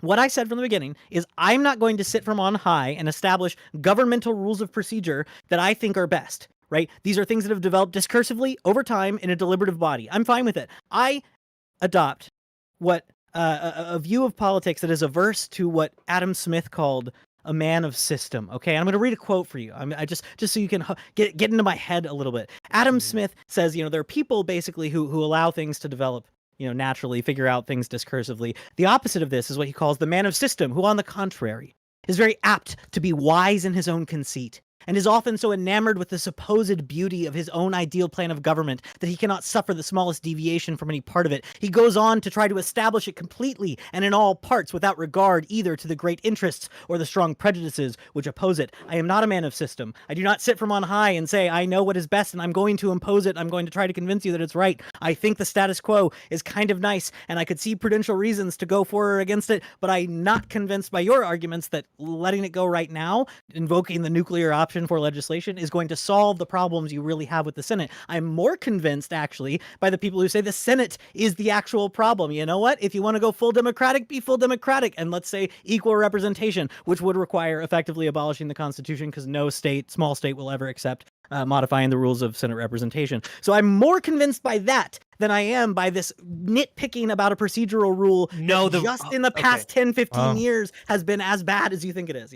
Okay, first off, the 65. I'll let you respond to that, but then we got to go to Tachyon. So was not you got to respond to that, buddy. Was not a counterexample to stasis. It was a counterexample to anti-majoritarian measures. Okay, if your bar is stasis and you need a good reason, then yeah, that 75 argument doesn't work well for you. But Josiah was asking that for people who were saying no, for anti-majoritarian reasons, we need the filibuster. Okay, why not go more anti-majoritarian?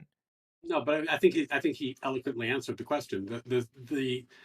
Our federal system is set up with structures that accomplish certain things, and over time they've developed procedural rules that more or less facilitate that structural goal.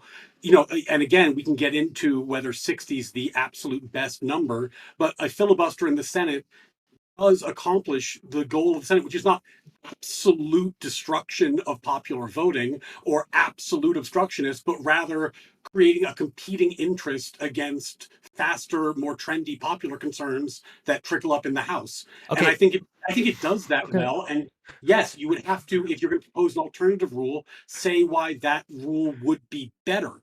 I We don't gotta- think Ryan, you need to pick an argument because first off, you go, oh no, but You for don't have any of my opening anti-majoritarian reasons, we need it. And the second off, you go, oh no, but for stasis, for the status quo, we need to make sure that we don't change as much from the government as much as we Why need are to. those in Those conflict? two, Why are those Well, arguments in because conflict? he's picking and choosing those arguments No, based off of. the exact same argument I made in my opening statement. What's different is your straw man version of the things I've said is different from time to time, mainly because I didn't say that. What I said What in did my you say? opening statement was the structure of the government lines up to protect our federal system. The Senate has a role in that, and the filibuster is consistent with that. And that does have an anti-majoritarian effect in the Senate, which has because that is what the Senate Okay. does. I But gotta that's not different than what I said at the beginning. It's the same. gotta interrupt this back and forth. I understand. We gotta make a little money, and then we gotta give it to Tachyon. So Tachyon, I'm gonna give it to you, and you can answer this question first, actually. Gregory Griffin for $10. Not sure if this has been asked. If we were to abolish a filibuster to codify something like abortion rights, how would those rights be safer when we've made them vulnerable to a 51-seat majority? Go ahead, Tachyon Blue. Wouldn't be. Let's hear it. They wouldn't necessarily be safer, right? Except for it would depend on like I'm what gonna people get drink voted on for, that. right?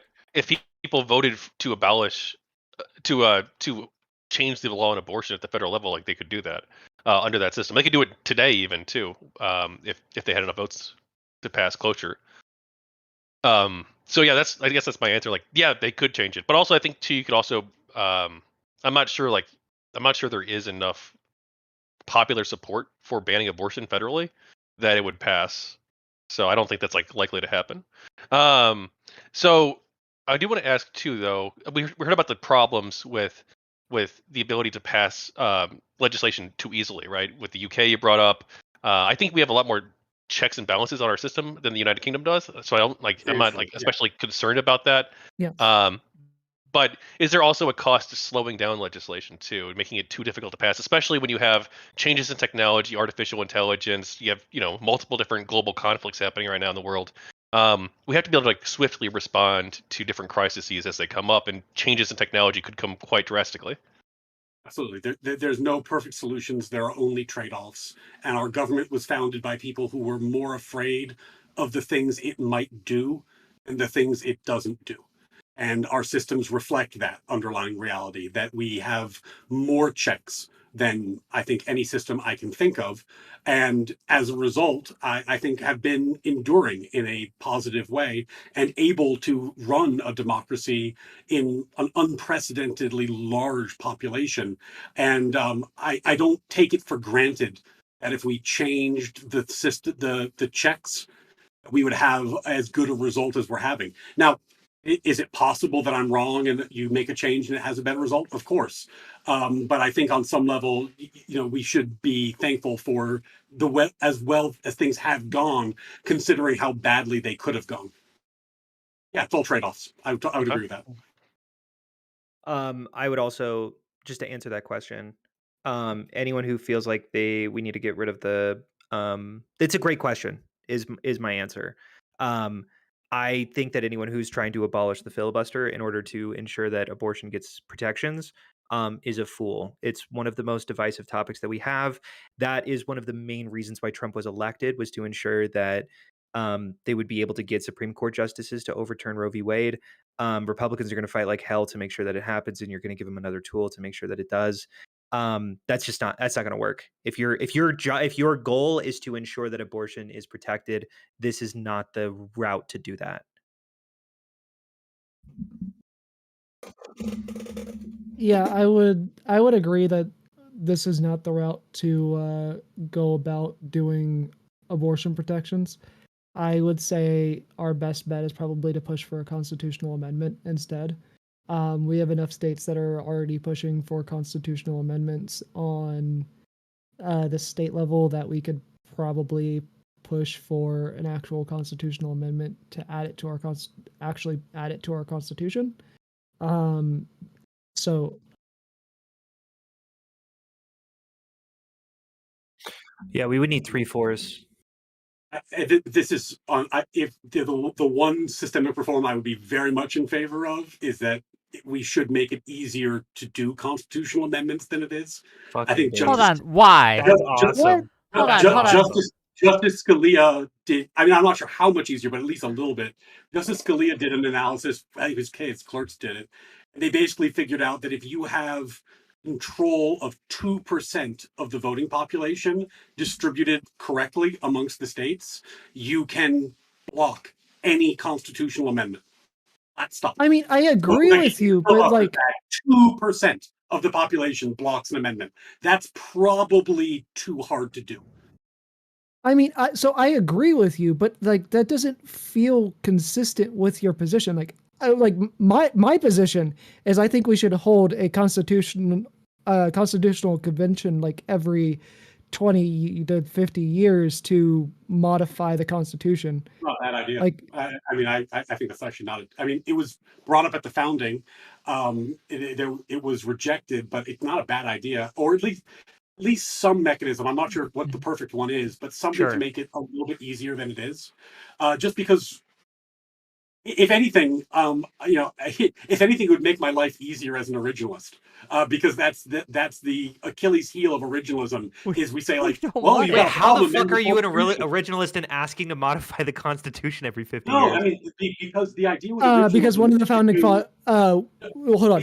I will actually defend him on this. One of the founding fathers Jefferson did, sure, but like that's not what originalists mean. They do the whole because if you you okay? The original that's not what originalism is, where you just pick and choose the founding father that agrees with you and go see. Okay, gang. If you're a principled originalist, your position is you should faithfully follow the Constitution in the meaning it had when it was enacted. So if you amend the Constitution, the meaning changes. It's not that complicated. Okay. Gang, I don't want to keep you guys all day, right? We've gone about 2 hours now, right? This has been a pretty interesting discussion. I don't think we've gotten to all the places I'd like to go, but we got to enough. Gang! I'm going to give all these lovely individuals an outro, and their links to their stuff is in my description on my YouTube. But yeah, let's get to that. And I don't know if we're gonna have Collins or not. We'll find out. But let's give it first to Vigilante, and then we're gonna end with Ryan. So that's the order we're gonna go in. Vigilante, closing thoughts. Yeah, so I still think we should abolish the filibuster. I believe it would make it simpler for laws to get passed. Yes, I can understand the concerns of laws swinging back and forth, but I do believe that would, with people's focus on federal elections, generally speaking, I think that would cause people to focus more on who they are actually putting in office, and we would actually vote the bad actors out of office more often. And we would actually possibly have a decent government if we actually were to get rid of the filibuster, because we would actually be able to get stuff done. Whereas right now we don't really get anything done because of the filibuster. It is used to impede progress through, for a couple examples, which I didn't get to this, it's been used to impede preventing fixing the Voting Rights Act, and preventing voting on DC statehood, preventing healthcare reform, gun reform, like universal background checks, the voting on the National Criminal Justice Commissions Act, DREAM Act, the Paycheck Fairness Act, the American Clean Energy and Security Act, and the Green New Deal, among plenty of other things. While I may have come off as a accelerationist earlier, I'm not generally an accelerationist. I did that for dramatic effect, but I really do think we would be better off without the filibuster. Okay. Gang, his links to his Twitch, or not Twitch, his Twitter are in my profile on YouTube. or is in my description Yep. on YouTube. And my Sorry. link tree is in my Yeah. Twitter. You can find Check me 'em at out. the Vigilante TV Yep. Thank you for being here. Really appreciate you. on everything. Eucharist. Yeah, so I think what just transpired on the amending the Constitution thing at the end is interesting because it hones in on sort of what I was driving at, which I understand why it's frustrating for me to be like, well, it's a rule of procedure. They can change it if they want. I understand why that's frustrating, but my point is that this is of a relatively lower bar and lower stakes compared to some of the broader things I am interested in. So if you want me to defend the filibuster on some sort of like grand political theoretical principle that I think every legislative institution world round for all of history needs the filibuster to be just, I would not be willing to do that. I think there might be good prudential historical reasons why we have it and why I wouldn't support snapping my fingers and ending it right now. For the same reason, I am going to be more rigorous in defending like the constitutional system that we have and the current thresholds of amendment. I would much prefer it actually to be very, very, very, Eucharist very hard versus to Ryan amend will be our the next debate, gang. But constitutions. yeah. And so I'm teaching a book this semester that I'm really excited about teaching that I think will be very challenging for my students that I want everyone to read. You may have read it in college or high school. It's quite good. It's Robert Dahl's How Democratic is the American Constitution. It's a very famous political theorist. He's worth reading, even though I disagree with him quite often.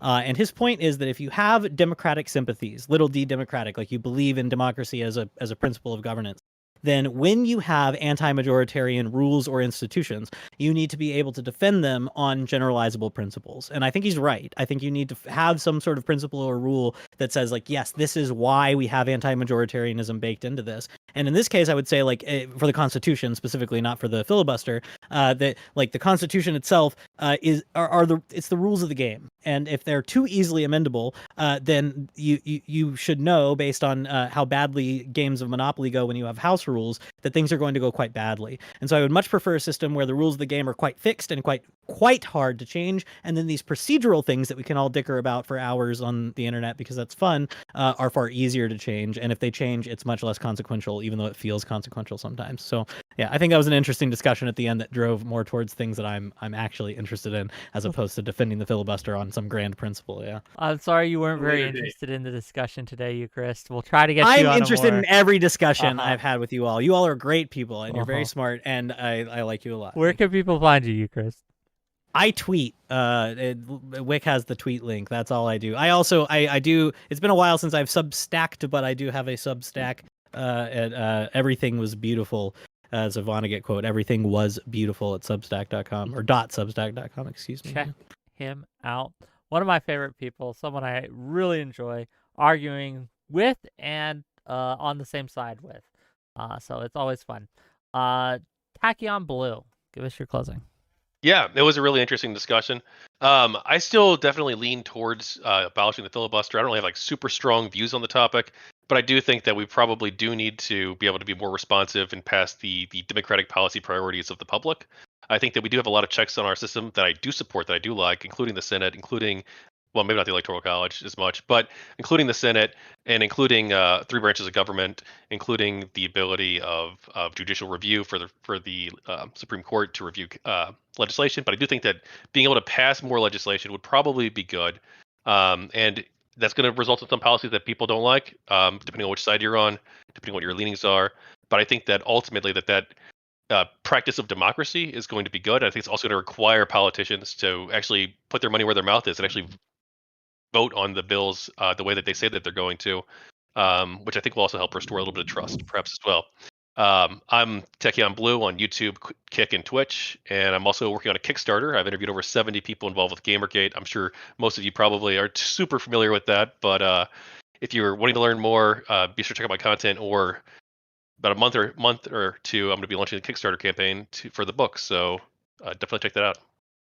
Check him out, gang. Links to his YouTube are in the description. And yeah, really appreciate you being here. Really appreciate you being here last minute. So I do thank you for that. Staxiums. Yeah, I'm Staxiums everywhere. If you, Twitter, YouTube, and TikTok are the main places that I post. I'm just gonna give a final point that I didn't get to cram into our conversation.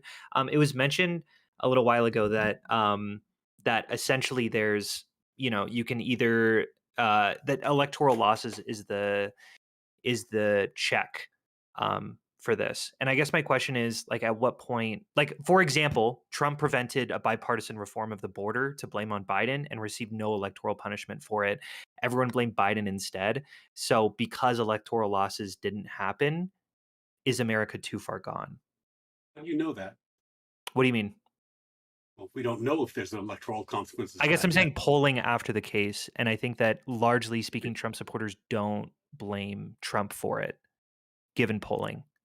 I Yeah, understand that we'll we know don't whether have the there's results electoral yet. Okay, consequences after closing the statements. election. This is closing statements. Sorry, Closing sorry, statements. sorry. Closing No, yeah, statements. my fault. Maybe I shouldn't have included that because that No, was a point that it's should have fine. gone That's in a the larger that's another conversation. argument though, right? But It is. anything else for Thanks me? for having me, Second? Wick. Yeah, I always a appreciate you. pleasure. Always a pleasure. I always like having you. I'll invite you on more often. Actually, I want to argue both with you and for you in Perfect. different topics.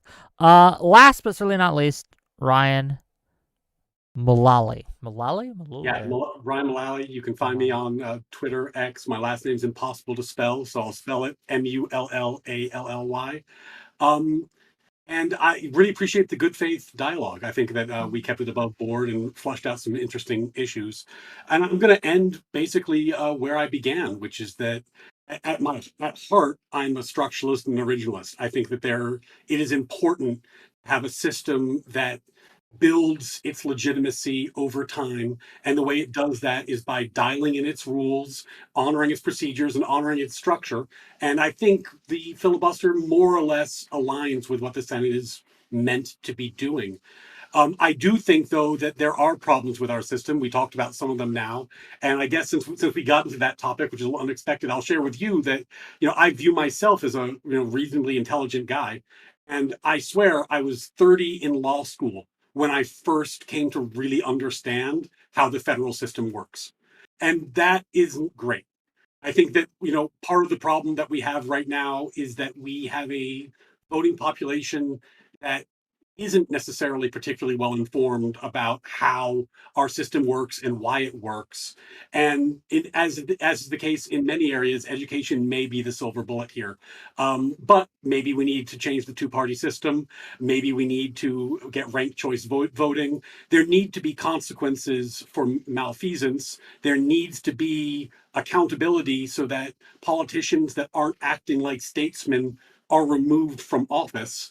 And if you don't have that, no system survives its absence. Thank you for being here, everyone.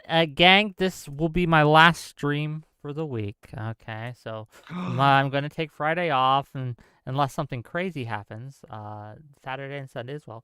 But we'll be back at it next week to discuss a whole host of issues. Anna Kasparian finally left the left. What does that mean, if anything, for discourse and everything like that? It should be very fun. And is the left too much of a purity test, right? Is it too pure, right? We'll discuss all that. Yes, more. I'll save you the panel. Sure. Okay, but I'll gladly join that one. yeah. Yeah, I'll join that one too if you're interested. Yeah, for now though, we're gonna raid out. We're gonna go to Prime Kai. Remember to like this, like and subscribe if you want to help me out and you don't have any money, right? You're not rich like Pondering Politics, right? You can like and subscribe. It's free, right? It's free. So thank you to Pondering Politics. Thank you to Songy and Stu. Thank you to Gregory. Thank you to Zetsway, right? Thank you to Tetz Johnson and everyone who donated today. Going to help build my sister's army. Okay, I'm going to need your money. I'm going to need your help for this. It's going to be a big one. It's going to the pocketbook. So I need you to open your wallets and help me to purge the heretic. But anyway, we're going to raid out. Wait, hang on. My daughter has something to say. Say it. Oh. Hello. Say subscribe to Wick. Subscribe to Wick. There we go. Yeah. Thank you. Adorable.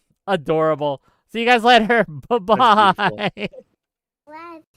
Yeah, sorry to turn off the camera there. I was there. Yeah, things were happening in the house.